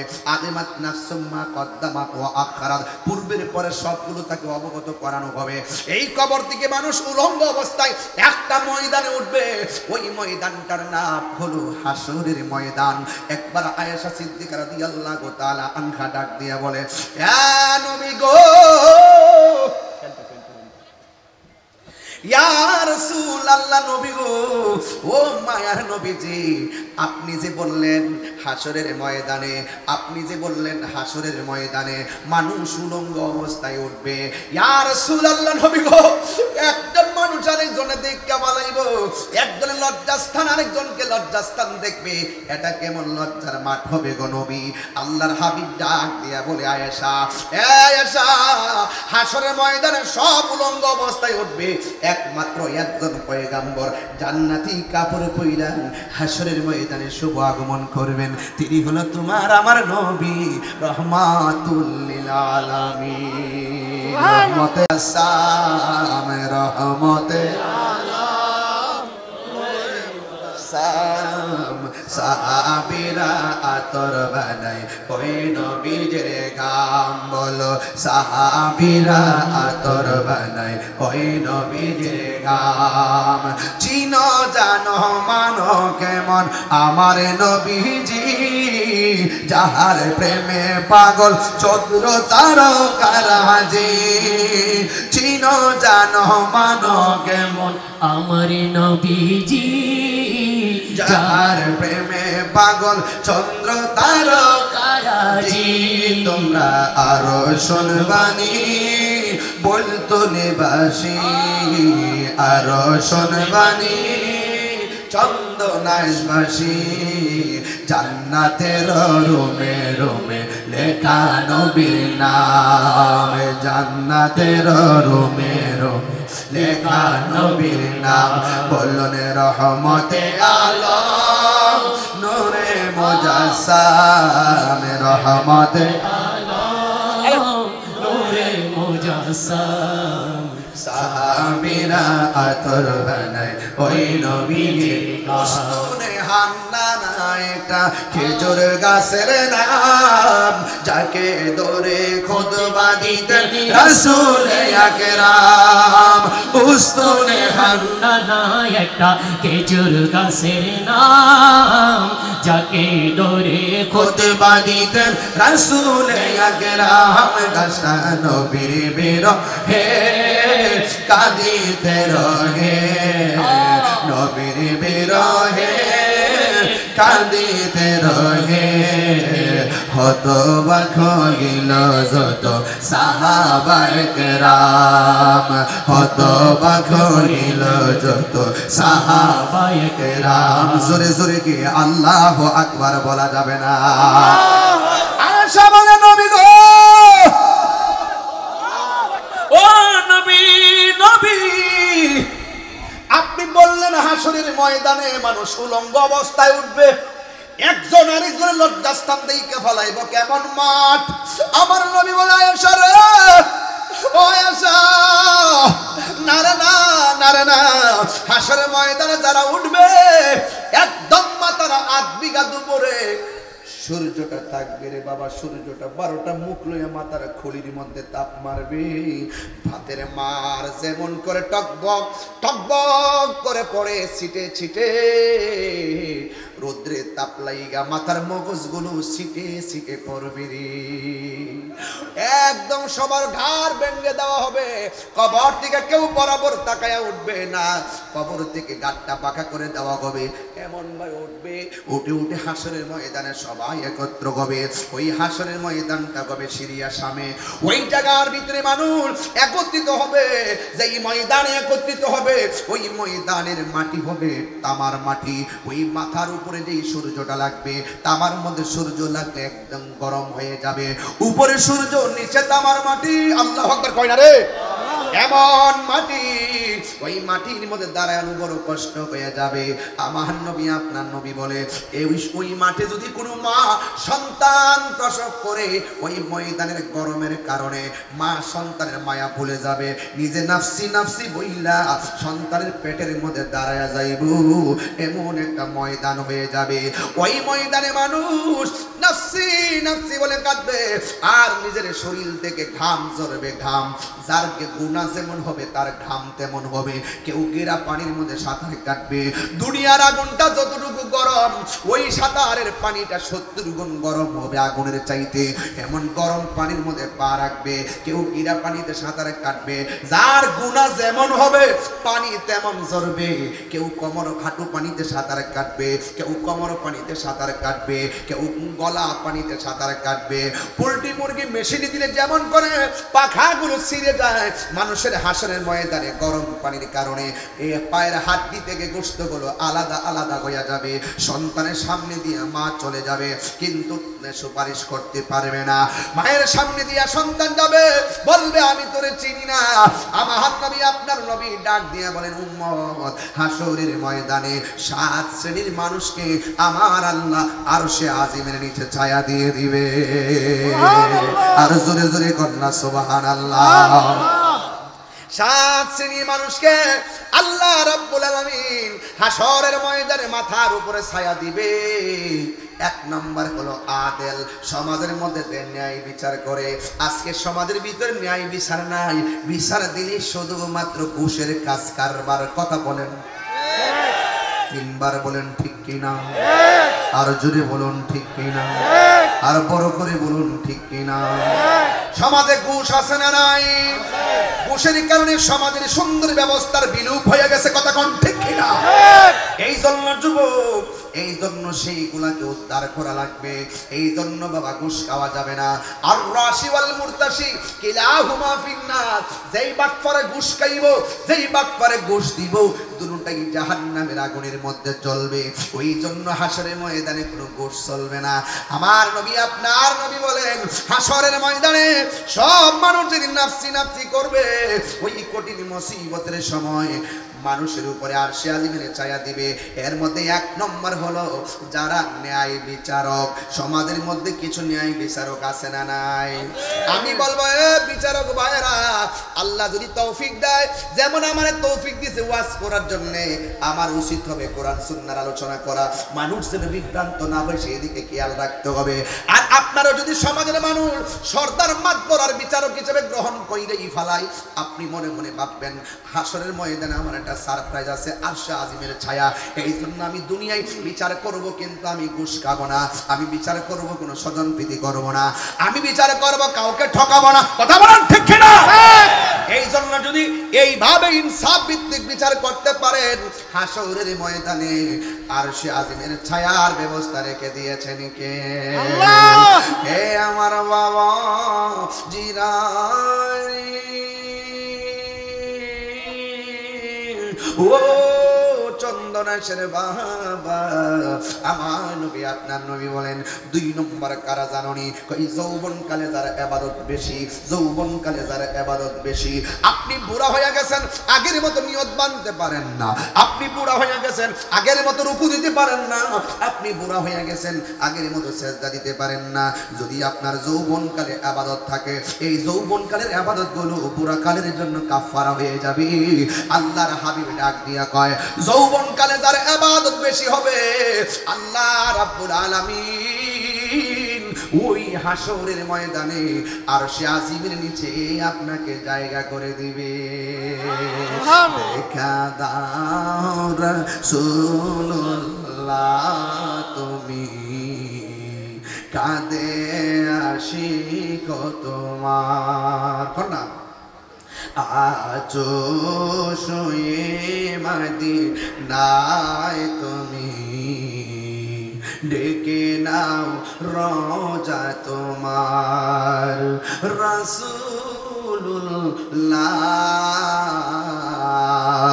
কি উপায় হবে আমার, রাসূলুল্লাহ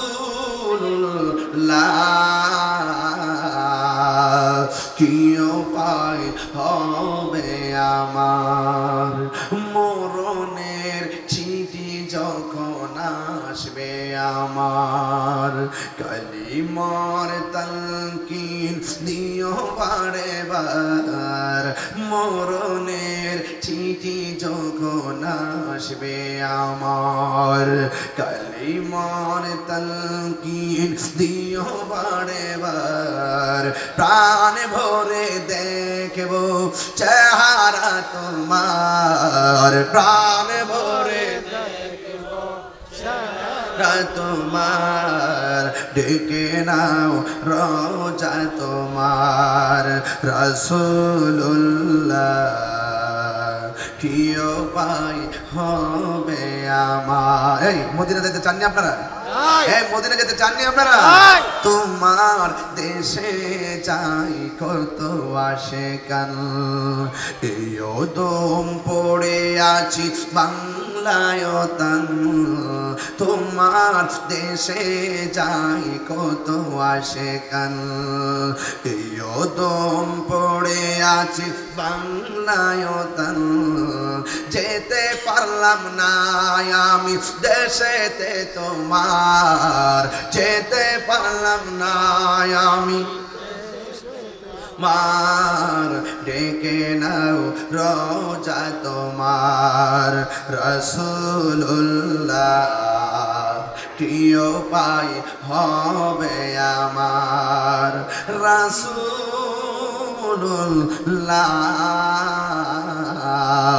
কি উপায় হবে আমার, দেখা দাও রাসূলুল্লাহ তুমি, কাঁদে আশিক তোমার, আছো শুয়ে মদিনায় তুমি, ডেকে নাও রোজা তোমার, রাসূলুল্লাহ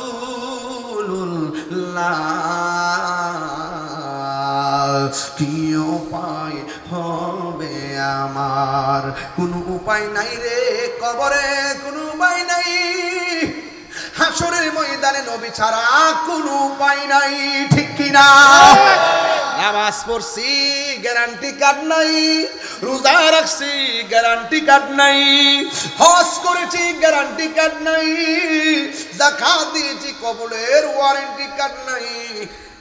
একটা কার্ড লয়া যদি উঠতে পারেন, সুবহানাল্লাহ, একটা কার্ড নিয়ে যদি উঠতে পারেন, আমরা কিছু না, শুধু নবী পাকের প্রেমের গোলাম। সুবহানাল্লাহ জোরে কোন সুবহানাল্লাহ। সুবহানাল্লাহ মদিনার গোলামি ও মুর্শিদি মোরে, মদিনার গোলামি আমায় দে, মদিনার গোলামি আমায় দে,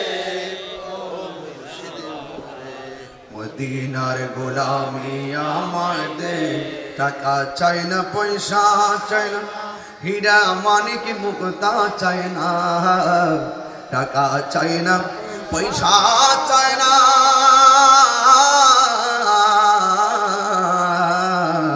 টাকা চাই না, পয়সা চাই না, হীরা মানিক মুক্তা চাই না, বাঙ্গা কপাল জোড়া লাগাই দে ও মুর্শিদি মোরে, মদিনার গোলামি আমায় দে, মদিনার গোলামি আমায় দে ও মুর্শিদি মোরে, মদিনার গোলামি আমায় দে। এই পাগলের কত বাসনা, বারবার যাব সোনার মদিনা। জোরে কি সুবহানাল্লাহ কইতেন না? স্বপ্নে আয়সা দিদার নসিবকে ও মুর্শিদি মোরে, মদিনার গোলামি আমায় দে। সবাই সবাই, মদিনার গোলামি আমায় দে ও মুর্শিদি মোরে, মদিনার গোলামি আমায় দে। আল্লাহু আকবার, আল্লাহু আইরে কি দিয়ে ওয়াজ বুঝাবো? নবী আমার বলে 7 শ্রেণীর মানুষকে আল্লাহ আরশে আজিমের নিচে ছায়া দিবে।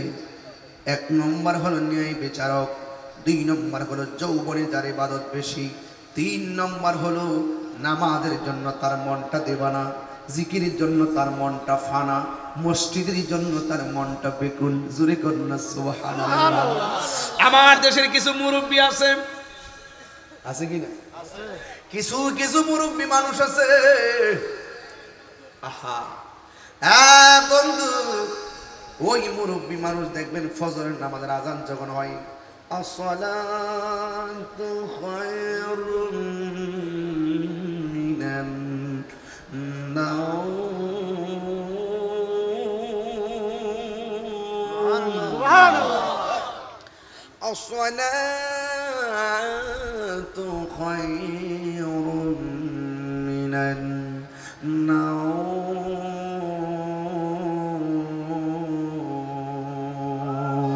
সুবহানাল্লাহ তখন ওই বয়স্ক মানুষটা আস্তে আস্তে বিছানা থেকে উঠে,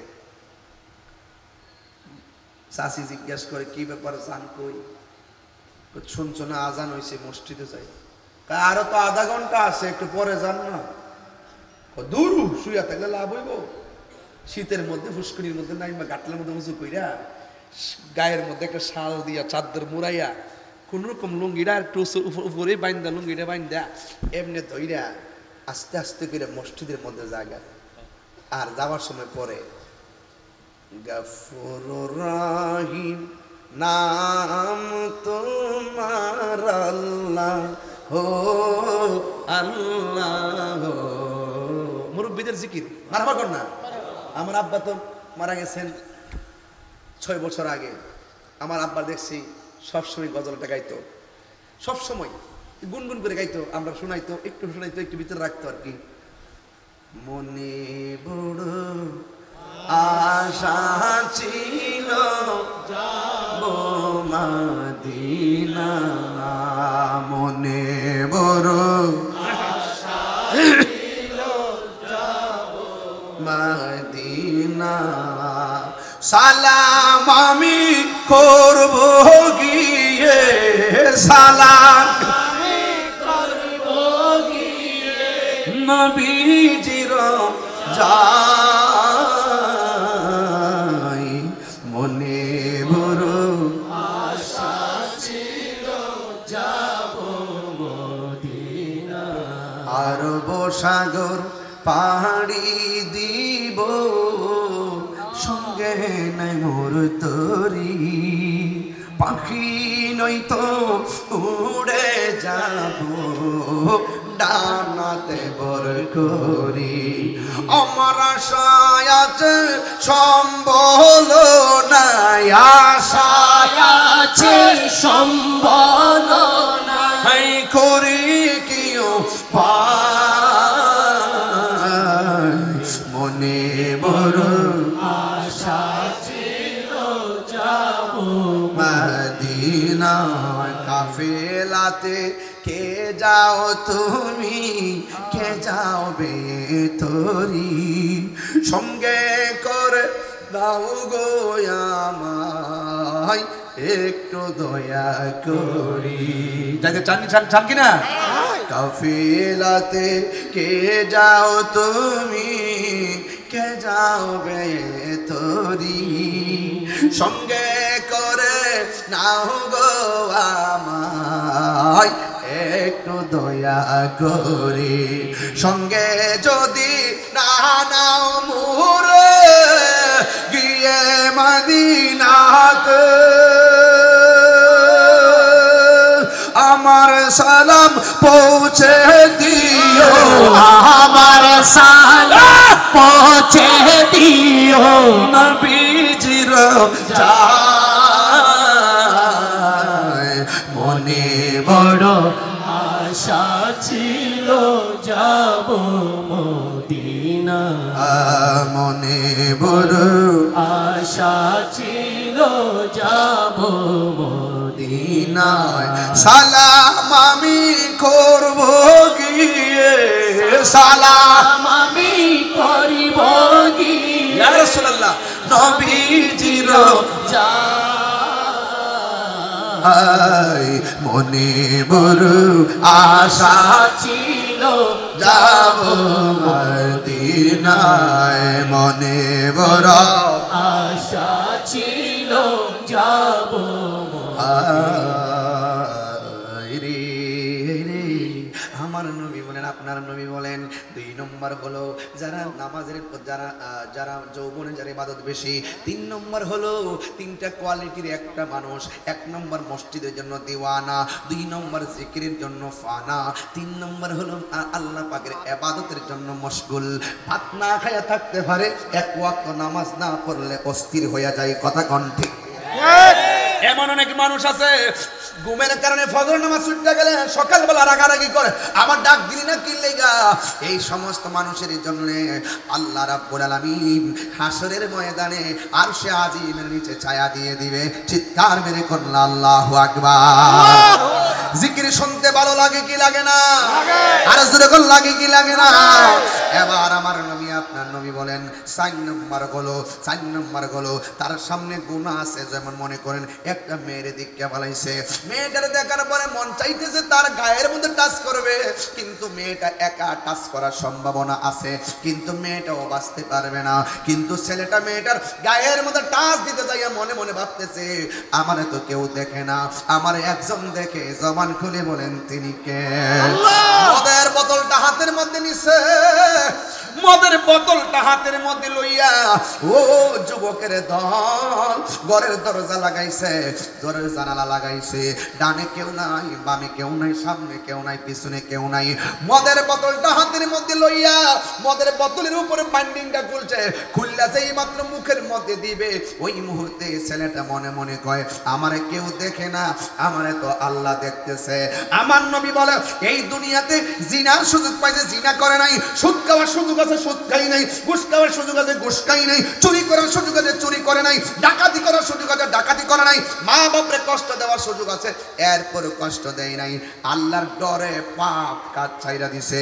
রাসূল ডাক দিয়া কয় দুনিয়ার জমিনে যারা আল্লাহর ভয়ে গুনার কাজ ছাইরা দেয় আমার আল্লাহ তাদের জন্য আরশে আজিমের নিচে ছায়া দিয়ে দিবে সুবহানাল্লাহ আর জোরে জোরে কন্না সুবহানাল্লাহ সুবহানাল্লাহ এই জন্য আল্লাহ বলেন ওয়ালিমান খাফা মাকামা রাব্বিহি জান্নাতান সুবহানাল্লাহ আল্লাহ রাব্বুল আলামিন বলেন যারা আল্লাহকে ভয় কইরা গুনার কাজ ছেড়ে দিবে, আল্লাহ রাব্বুল আলামিনকে ডরায়া যারা গুনাহ থেকে বিরত থাকবে। আরে ভাই একটা কথা কইলা দিয়া যায়, গুনাহ আর একটা কথা কইলা দিয়া যায়, নেকির কাজ না করেন কিন্তু গুনার কাজ করেন না, গুনাহ থেকে বাচ্চা থাকেন, দেখবেন আস্তে আস্তে আপনি মসজিদের মেহমান হয়ে যাবেন। সুবহানাল্লাহ। নেকি করেন আর না করেন কিন্তু গুনার কাজটা করেন না। এই গুনাহ থেকে যদি ফিরে থাকতে পারেন, একদিন দেখবেন আল্লাহ আপনাকে বান্দা থেকে বন্ধু বানাই নিচ্ছে। সুবহানাল্লাহ। আল্লাহর এই ক্ষমতা আছে না নাই? আছে। আরো জোরে আছে না না? আছে। এই জন্য যুবক আপনাদেরকে অনুরোধ করে বলে দিয়ে যাই, আল্লাহ রাব্বুল আলামিন বলে দিয়েছেন ওয়া লিমান খাফা মাকাম রাব্বিহি জান্নাতান। আমি আল্লাহকে যারা ভয় করবে, আমার আল্লাহ রাব্বুল আলামিন বলে আমি ওই মুত্তাকি বান্দাকে একটা জান্নাত আমি দিব না, আমি আল্লাহ মুত্তাকি বান্দাদেরকে দুইটা জান্নাত দিয়ে দিব। জোরে কোনা কয়টা জান্নাত?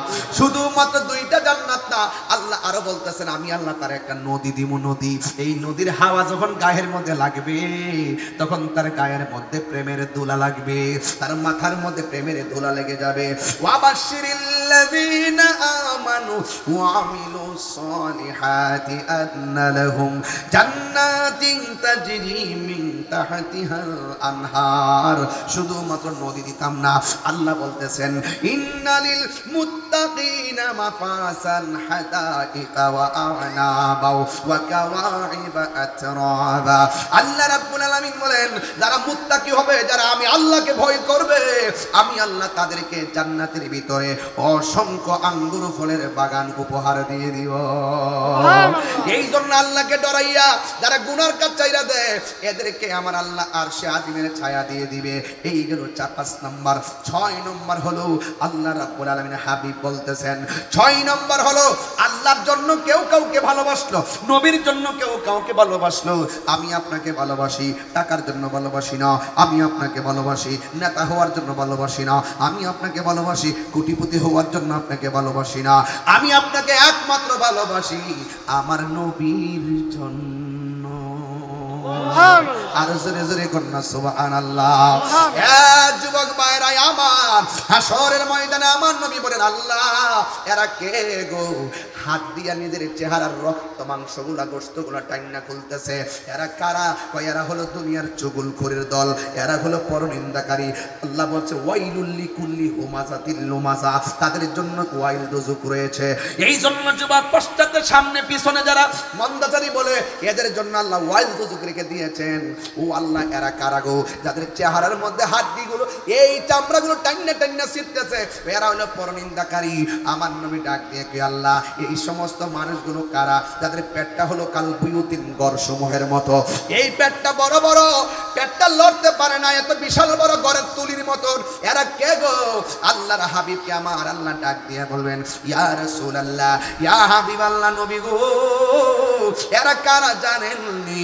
এরা হলো দুনিয়ার ওই সমস্ত বান্দা যাদেরকে আমি আল্লাহ ধন দিয়া মন পরীক্ষা করছি, কিন্তু এরা কর্জে হাসানা না দিয়া সুদের সারা লাগাইছে। যাদের পেটগুলো বড় দেখতেছেন, এদের পেটের ভিতরে অন্য কিছু নয়, দুনিয়ার জমিনে যত হারাম খাইছে সব হারাম টাকারে আমি আল্লাহ সাপে পরিণত করছি। এই সাপগুলো পেটের মধ্যে ঢুকাইয়া দিয়া দংশন করাইতেছি। এই যাদের পেটগুলা আপনি বড় বড় দেখতেছেন, এরা হলো দুনিয়ার সুদখোরের দল। সুদখোর বইল তুলি নাই বাবা জান? আছে বাবা? আছে। সুদখোর আছে? আছে।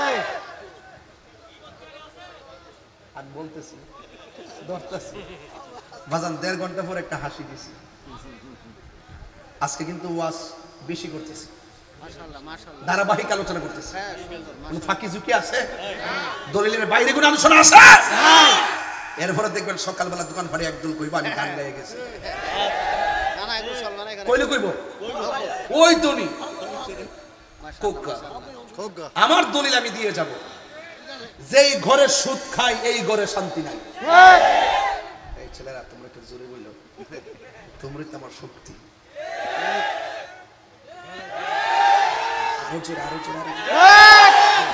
যেই ঘরে সুদ আছে সেই ঘরে শান্তি নাই। যেই সমাজে সুদ চলবে সেই সমাজে শান্তি নয়, যেই দেশে সুদ চলবে সেই দেশে শান্তি হবে না। এই জন্য সুদ কি হালাল না হারাম? আরো জোরে আহাল্লাল্লাহুল বাইআ ওয়া হাররামার রিবা। সুদ খাওয়া, ব্যবসা করা হালাল, সুদ খাওয়া হারাম। কে হারাম করেছেন? সুদ করে মন রাখো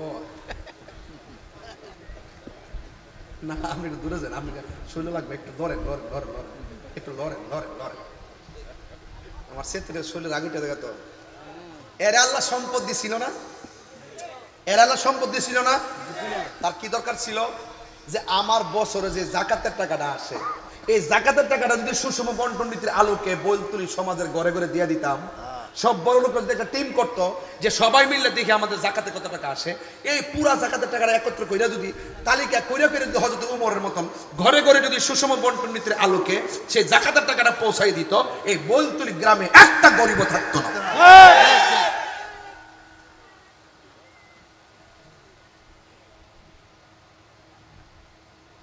এই সুদকুটির কারণে গজব হইছে। কতক্ষণ ঠিক না বেটি? এই সুদ কি চলবে না বন্ধ হবে? কি হবে বেঁচে থেকে? বলবো বলবো বাজান, আবার আমার যদি মাকে মা মৌলিক আল্লাহ হয়ে যায় বাজান, খুব বিপদে আছে কিন্তু। কি হবে বেঁচে থেকে, কি হবে বেঁচে থেকে, অযথা বিদ্যা শিখে যদি না গড়তে পারি সুদ মুক্ত সমাজটাকে। হাত তুলে বলতে হবে, হাত তুলে বলতে হবে যোগ্য ভাই।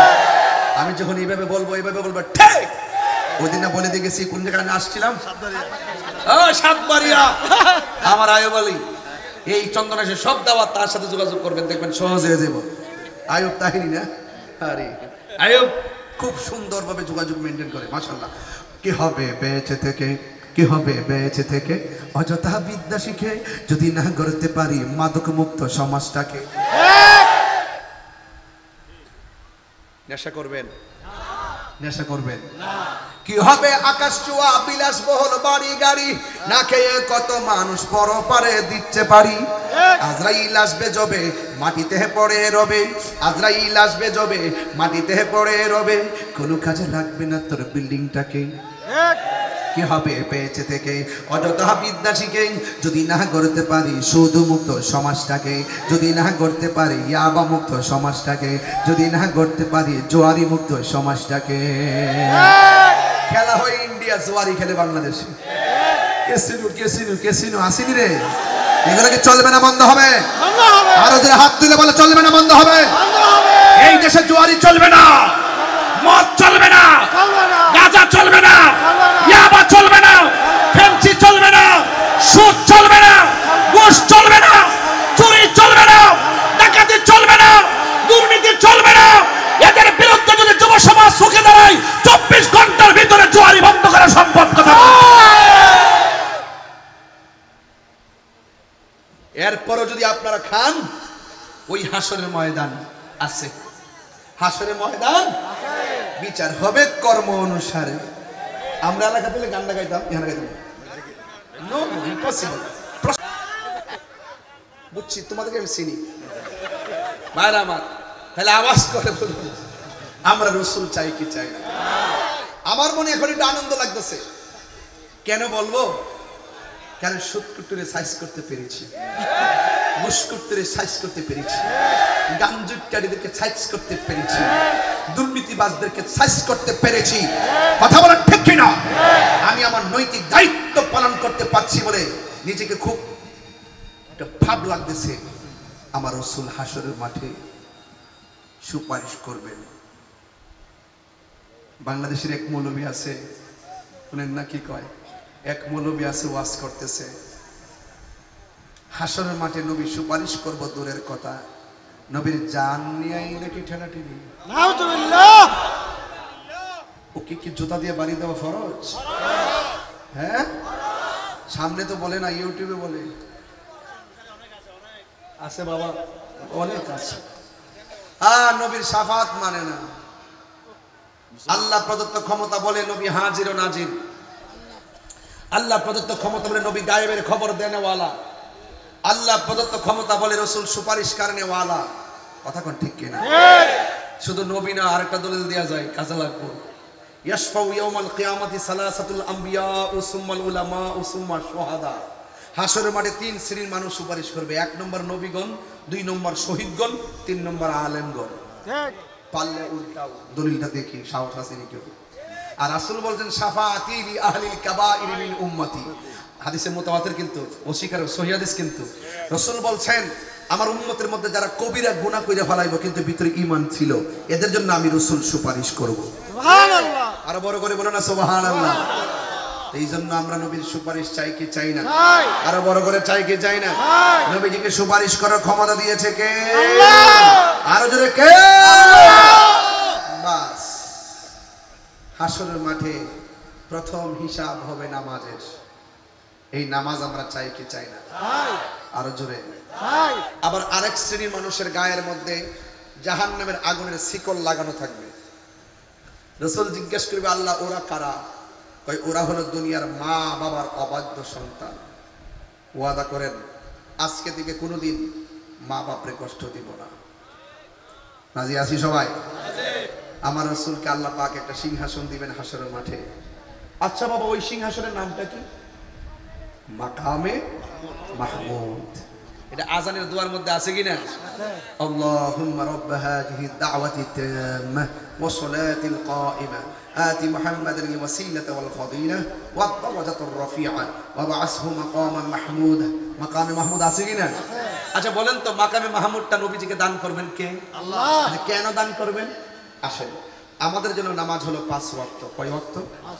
নবীর জন্য আরেকটা নামাজ ছিল অতিরিক্ত, ওয়ানাফিলাতাল লাকা আসা আইয়াবআসাকা রাব্বুকা মাকামান মাহমুদা। ওই তাহাজ্জুদ নামাজের বদৌলতে আল্লাহ পাক নবীজিকে একটা সিংহাসন দিবে। ওই সিংহাসনের নাম হলো মাকামে মাহমুদ। ওই মাকামে মাহমুদের গোড়ার মধ্যে রাসূল সেজদা দিয়ে কাঁদতে থাকবেন। আরেক জাহেলে মুরাক্কাব বলতেছে নবী নাকি হাসরের ময়দানে নাকি নবী বলবেন আমার নেকের পাল্লা ভারী হয় নাকি বদরের পাল্লা ভারী হয়, নেকের পাল্লা ভারী হয় নাকি বদরের পাল্লা ভারী হয়। এখন কিন্তু তারা একটু লুকাইয়ে গেছে, কারণ তাদেরকে প্রোটেকশন যারা দিত এরা ভাগন্তিতে আছে। একটা বেয়াদব আছে, এটা এখন এসএলের ভিতরে আছে। এই বেয়াদবটাই ওদেরকে ফাইলা রাখছে। বারবার বলছিলাম, সতর্ক করছিলাম, কথা কোন ঠিক না বেঠিক? এই বেয়াদবটা ওই গ্রুপটা পাল্লা রাখছিল। আমি বলছিলাম যে এই সময়টা আসতেছে, তোরা সামনে কথা বলতে পারবে না।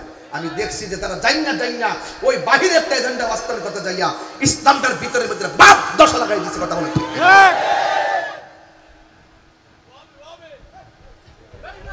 না? এরা ওয়াহাবি না, এটা আহলে হাদিস। এরা আহলে হাদিস। আমরা সুন্নিরা আহলে কুরআনও না, আহলে হাদিসও না। আমরা হইলাম আহলুস সুন্নাত ওয়াল জামাত। সুবহানাল্লাহ। আহলে কুরআনও ভ্রান্ত, আহলে হাদিসও ভ্রান্ত। কথা কোন ঠিক কিনা? এই ইসলামের ভিতরে বাপ দশা লাগাই দিছে। হারুইয়া বইয়া বুকের উপরে বউ নিচে পাও ভাগ কইরা কত দরবার লাগাইছে। এখন কিন্তু ইউটিউবের ভিতরে পাওয়া যায় না, সব কথার মধ্যে ঢুকে গেছে। এখনো সময় আছে, সোজা হইয়া সঠিক দিনটাকে প্রচার করেন। আল্লাহর ওয়াস্তে আর হুজুররা লাগবেন না।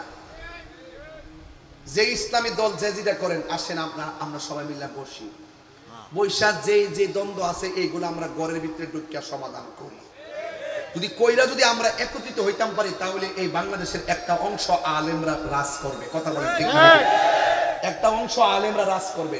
আর যদি একটা আরেকটা ঠেলা দেন, একটার সাথে গুতাগুতি করেন, তাহলে দেখবেন না আমও হারাইবেন, কথা বলেন ঠিক না? এই কথাগুলো ভালো লাগে না তো? অনেকে তো মনে করেন তাহিরির যে কি অবস্থা হয়নি। হ্যাঁ হইবই তো। তাহিরি তো কোনো দলের দালালি করে না, তাহিরি মদিনাওয়ালার প্রেমের দালালি করে। হাত তুলে বলেন ঠিক কিনা বলেন। তবে আচ্ছা তুই একটু ঠান্ডা, ফিলিস্তিনি পতাকা নিয়ে এসেছিস। আহলে সুন্নাত ওয়াল জামাতের উলামায়ে কেরাম যারা আছেন,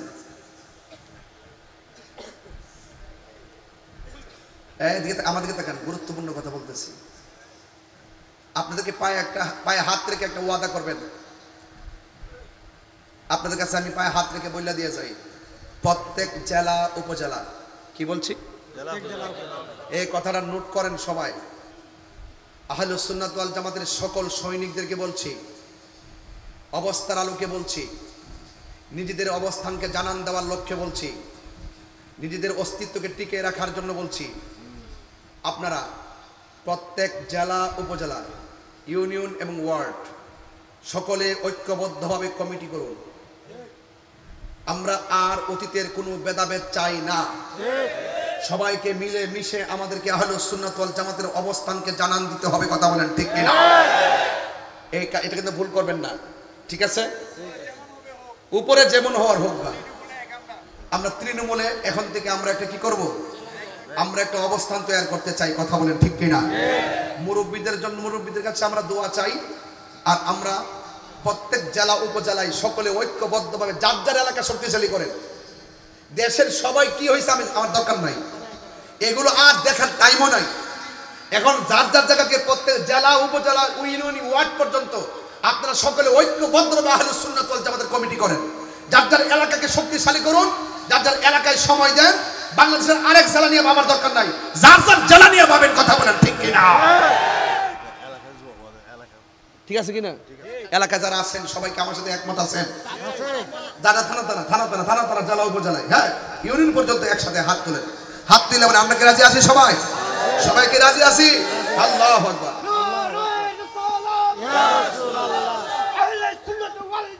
জিন্দাবাদ জিন্দাবাদ নবী ওলি এক জামাত জিন্দাবাদ জিন্দাবাদ আহলে সুন্নাত ওয়াল জামাত জিন্দাবাদ জিন্দাবাদ। সবাইকে একমত? পীর যার যার সুন্নিয়ত আর পীর যার যার সুন্নিয়ত সবার। মুরব্বীদের দোয়া নিয়ে আমরা কাজ করব। সবাই মিলেমিশে সকল মুরব্বীদেরকে নিয়ে, যুবকদেরকে নিয়ে কমিটিগুলো করবেন ইনশাআল্লাহ। ইনশাআল্লাহ। আগামী শনিবার নভেম্বরের 2 তারিখ ঢাকা বসুন্ধরা কুরিল বিশ্ব রোড বসুন্ধরা কনভেনশন হলে হুজ্জাতুল্লাহি ফিল আরদিন ইমামুল মুসলিমিন ইমামে আহমদ রেজা খান ফাজিলে বেরলভী রহমতুল্লাহ আলাইয়ের স্মৃতিচারণ আর জীবনীর উপরে, কর্মের উপরে আলা হযরত কনফারেন্স। আপনারা সকলেই সবান্ধবে জানে মালে সেখানে উপস্থিত থাকবেন। আপনাদের কাছে আমার বিনীত অনুরোধ রইল, সবাই আমার জন্য দোয়া করবেন, আমি আপনাদের জন্য দোয়া করি। আমি শুরু থেকে যেভাবে আলোচনা করেছি, শুরু এবং শেষ, আমার কথাকে আপনারা বুঝতে পেরেছেন? তাইলে দেখেন, নামাজ, রোজা, হজ, যাকাত, ইবাদত, মহব্বত, সোহবত, খেদমত যা আছে সবগুলো আপনারা পালন করবেন। আমি আজকে এসেছি, আর হয়তো আসার সুযোগ নাও পেতে পারি। আমরা এখন বাড়িতে ফিরে যাব। বাড়ির পাশে যে গুরুস্থান, এই কবরস্থানের মানুষগুলো আর বাড়িতে ফিরে আসতে পারবে না। আমাদের ট্রান্সফার আছে, ইন্না লিল্লাহি ওয়া ইন্না ইলাইহি রাজিউন। আমরা তাদের মতন ওই ঘরে চলে যাব। আজকে আমি তাহিরি ওয়াজ করছি, আমি আজকে মারা গেলে আগামী বছর আমার জন্য এই মাহফিল বন্ধ থাকবে না, আরেকজন বক্তা এসে ওয়াজ করবে। পৃথিবী থেকে মানুষ চলে গেলে কাহার জন্য এই কাজ থেমে থাকে না। এই জন্য আমার কবর আমার, আপনার কবর আপনার। 5 ওয়াক্ত নামাজ পড়বেন, হারাম থেকে বেঁচে থাকবেন, হক মেরে খাবেন না, আল্লাহর সঙ্গে কাউকে শরীক করবেন না। আমরা মাজার জিয়ারত করি, মাজারে পূজা করি না। মাজার জিয়ারত করি, মাজারে গিয়ে মাজারওয়ালাকে, আল্লাহর ওলিকে আমরা আল্লাহ মনে করি না। যারা আমাদেরকে অপবাদ দেয় এদের কাছ থেকে দূরে থাকবেন। আর যারা মাজার ভাঙ্গার জন্য যারা ষড়যন্ত্রের ছক এঁকেছিল, আপনারা সবাই ঐক্যবদ্ধ থাকবেন, তাদের পা গোলা ভেঙে টুকরা টুকরা করে দিবেন। যারা মাজার ভাঙতে আসবে তাদেরকে আমরা চুল পরিমাণ ছাড় দিব না। মাথায় উকুন হয়েছে, ইংলিশ উপন্যাসক দিয়ে আপনারা উকুন পরিষ্কার করেন। মাথা ব্যথা হয়েছে, আপনার ডাক্তারের পরামর্শ নিয়ে মাথা ব্যথার ওষুধ খান। মাথা ব্যথার কারণে কি গলা কেটে ফেলে দিবেন? কোনো মাজারে যদি শরীয়ত বহির্ভূত কাজ হয় আমরা সেটা প্রতিরোধ করব, কিন্তু এই জন্য আল্লাহর মাজারের উপরে লাথি মারবেন আর আগুন ধরায় দিবেন। আপনারা কি মনে করেন আমরা তাকায় থাকবো? কয়েকটা পাগল না শুধুমাত্র গুলিস্তান গেছে, কয়েকটা পাগলের ঠেলায় তুলতে পারছে না। কথা কন ঠিক কিনা? এই জন্য আমরা কিন্তু এখনো মাঠে নামি নাই। এই জন্য অনর্থক বাংলাদেশের ভিতরে ওই আব্দুল ওহাব নজদির এজেন্ডা বাস্তবায়ন করার স্বপ্ন আঁকবেন না। যদি আঁকেন, এই দেশের সুফি জনতা, সুন্নি জনতা এটা কখনো মেনে নেবে না। মাইনাস নয়, ম্যানেজ চাই। আসুন সকলে মিলেমিশে শান্তিপূর্ণ সম্প্রীতির বাংলাদেশ চাই। আল্লাহ আমাদের সকলকে কবুল করে আবার আসিব ফিরে চন্দনাশীল। 24শে মার্চ মানে কি? কোন জায়গায়?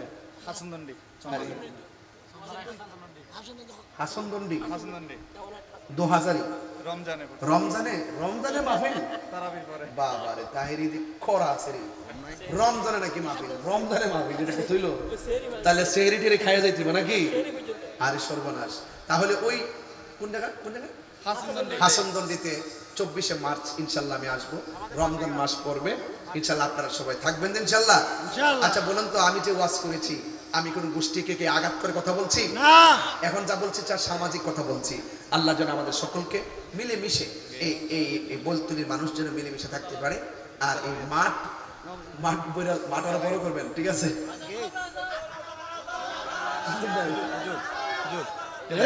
সামান্য একটা সমাপ্ত কাজ একটু সবাইকে আজান দিতে হবে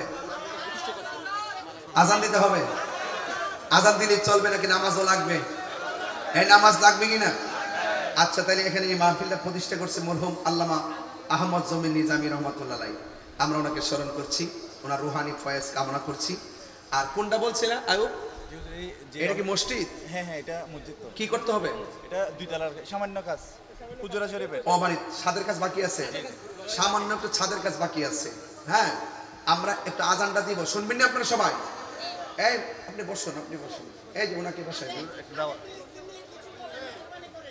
ফিলিস্তিনে বসবো জি আচ্ছা আচ্ছা বলুন আগামী 9 নভেম্বর শনিবার আহলুস সুন্নাত ওয়াল জামাতের প্রীতি সমাবেশ স্থান সাতকানিয়া রিসোর্স সেন্টার কেরানীহাট আপনারা সবাই থাকবেন ইনশাআল্লাহ দিনে না রাত্রে দিনে সকাল 9টায় আমার এক বন্ধুবর তিনি বলছেন ফিলিস্তিনি ব্যাপার নিয়ে বলবো ফিলিস্তিনি ব্যাপার তো এটা শুধু আজকে নতুন না ফিলিস্তিন নিয়ে আমরা যুগ যুগ ধরে মুসলমানরা অত্যন্ত কষ্ট দুঃখ নিয়ে আল্লাহর কাছে বারবার ফরিয়াদ করেছি আল্লাহর জন্য ফিলিস্তিনি মুসলমানদের উপরে খাস রহমত আর বরকত নাযিল করে কথা বলেন ঠিক কিনা আর ইসরায়েলের এই গুন্ডা গোষ্ঠী ইহুদি গোষ্ঠীকে আল্লাহ যেন ধ্বংস করে দেয় কথা বলেন ঠিক কিনা এই জন্য যুবক ভাইরা আমার সকল মুসলমানদেরকে ঐক্যবদ্ধ হতে হবে হ্যাঁ আরেকটা কথা বলি কারণ ফিলিস্তিনের উপরে ইসরায়েলের যে অত্যাচার বর্বর অত্যাচার এই অত্যাচারের যদি প্রতিবাদ করতে হয় এখানে কিন্তু কেউ কে হেফাজত কে চোরমোনা কে কৌমি কে সুন্নি তা দেখার টাইম নেই যখন মুসলমানদের কোনো সর্বজনীন উপরে যখন আঘাত করবে আমরা সকলে ঐক্যবদ্ধভাবে আমরা এক জায়গায় দাঁড়াই যেতে হবে কথা বলেন ঠিক না এই জন্য কখনো রাষ্ট্র কখনো বিশ্ব কখনো ঘর বাহির কখনো রাষ্ট্রীয় সব চিন্তা ভাবনা করে আমাদেরকে স্টেপ পা ফেলতে হবে তাইলে দেখবেন এই বাংলাদেশটাই মুসলমানদের অস্তিত্ব আরো সুন্দর হবে কথা বলেন ঠিক কিনা মুসলিম বিশ্ব জাগো জাগো শুনো ফিলিস্তিনিদের চিৎকার মুসলিম বিশ্ব জাগো জাগো শুনো ফিলিস্তিনিদের চিৎকার সময় এসেছে ঘুরে দাঁড়াবার প্রাণের দাবি আল আকসা সময় এসেছে ঘুরে দাঁড়াবার প্রাণের দাবি আল আকসা আকসাই আমাদের চেতনা আকসা কেড়ে নিতে দিব না আকসাই আমাদের চেতনা আকসা কেড়ে নিতে দিব না দাও জুড়ে দাও ইমানি হুঙ্কার প্রাণের দাবি আল আকসা দাও জুড়ে দাও ইমানি হুঙ্কার প্রাণের দাবি আল আকসা মুসলিম বিশ্ব জাগো জাগো শুনো ফিলিস্তিনিদের চিৎকার মুসলিম বিশ্ব জাগো জাগো শুনো ফিলিস্তিনিদের চিৎকার সময় এসেছে ঘুরে দাঁড়াবার প্রাণের দাবি আল আকসা সময় এসেছে ঘুরে দাঁড়াবার প্রাণের দাবি আল আকসা মাথার উপরে উড়ছে শকুন ঘিরে রেখেছে নয়া ফেরাউন মাথার উপরে উড়ছে শকুন ঘিরে রেখেছে নয়া ফেরাউন প্রাণের দাবি আল আকসা আকসাই আমাদের চেতনা আকসা কেড়ে নিতে দিব না আকসাই আমাদের চেতনা আকসা কেড়ে নিতে দিব না মুসলিম বিশ্ব জাগো জাগো শোনো ফিলিস্তিনিদের চিৎকার সময় এসেছে ঘুরে দাঁড়াবার প্রাণের দাবি আল আকসা সময় এসেছে ঘুরে দাঁড়াবার প্রাণের দাবি আল আকসা আর কত ঘুমিয়ে থাকবে তুমি জ্বলছে পুড়ছে ফিলিস্তিনিদের জন্মভূমি আর কত ঘুমিয়ে থাকবে তুমি জ্বলছে পুড়ছে ফিলিস্তিনিদের জন্মভূমি বদলা নিব এবার জালিমের দুর্গ করে ছারখার ঠিক কিনা বদলা নিব এবার জালিমের দুর্গ করে ছারখার মুসলিম বিশ্ব জাগো জাগো শোনো ফিলিস্তিনিদের চিৎকার মুসলিম বিশ্ব জাগো জাগো শোনো ফিলিস্তিনিদের চিৎকার সময় এসেছে ঘুরে দাঁড়াবার প্রাণের দাবি আল আকসা সময় এসেছে ঘুরে দাঁড়াবার প্রাণের দাবি আল আকসা আকসাই আমাদের চেতনা আকসা কেড়ে নিতে দিব না আকসায় আমাদের চেতনা, আকসা কেড়ে নিতে দেব না। দাও জুড়ে দাও ইমানি অহংকার, প্রাণের দাবি আল আকসা, ঠিক কিনা? মুসলিম বিশ্ব জাগো জাগো, শোনো ফিলিস্তিনিদের চিৎকার, মুসলিম বিশ্ব জাগো জাগো, শোনো ফিলিস্তিনিদের চিৎকার, সময় এসেছে গড়ে দাঁড়াবার প্রাণের দাবি আল আকসা। মারহাবা মারহাবা।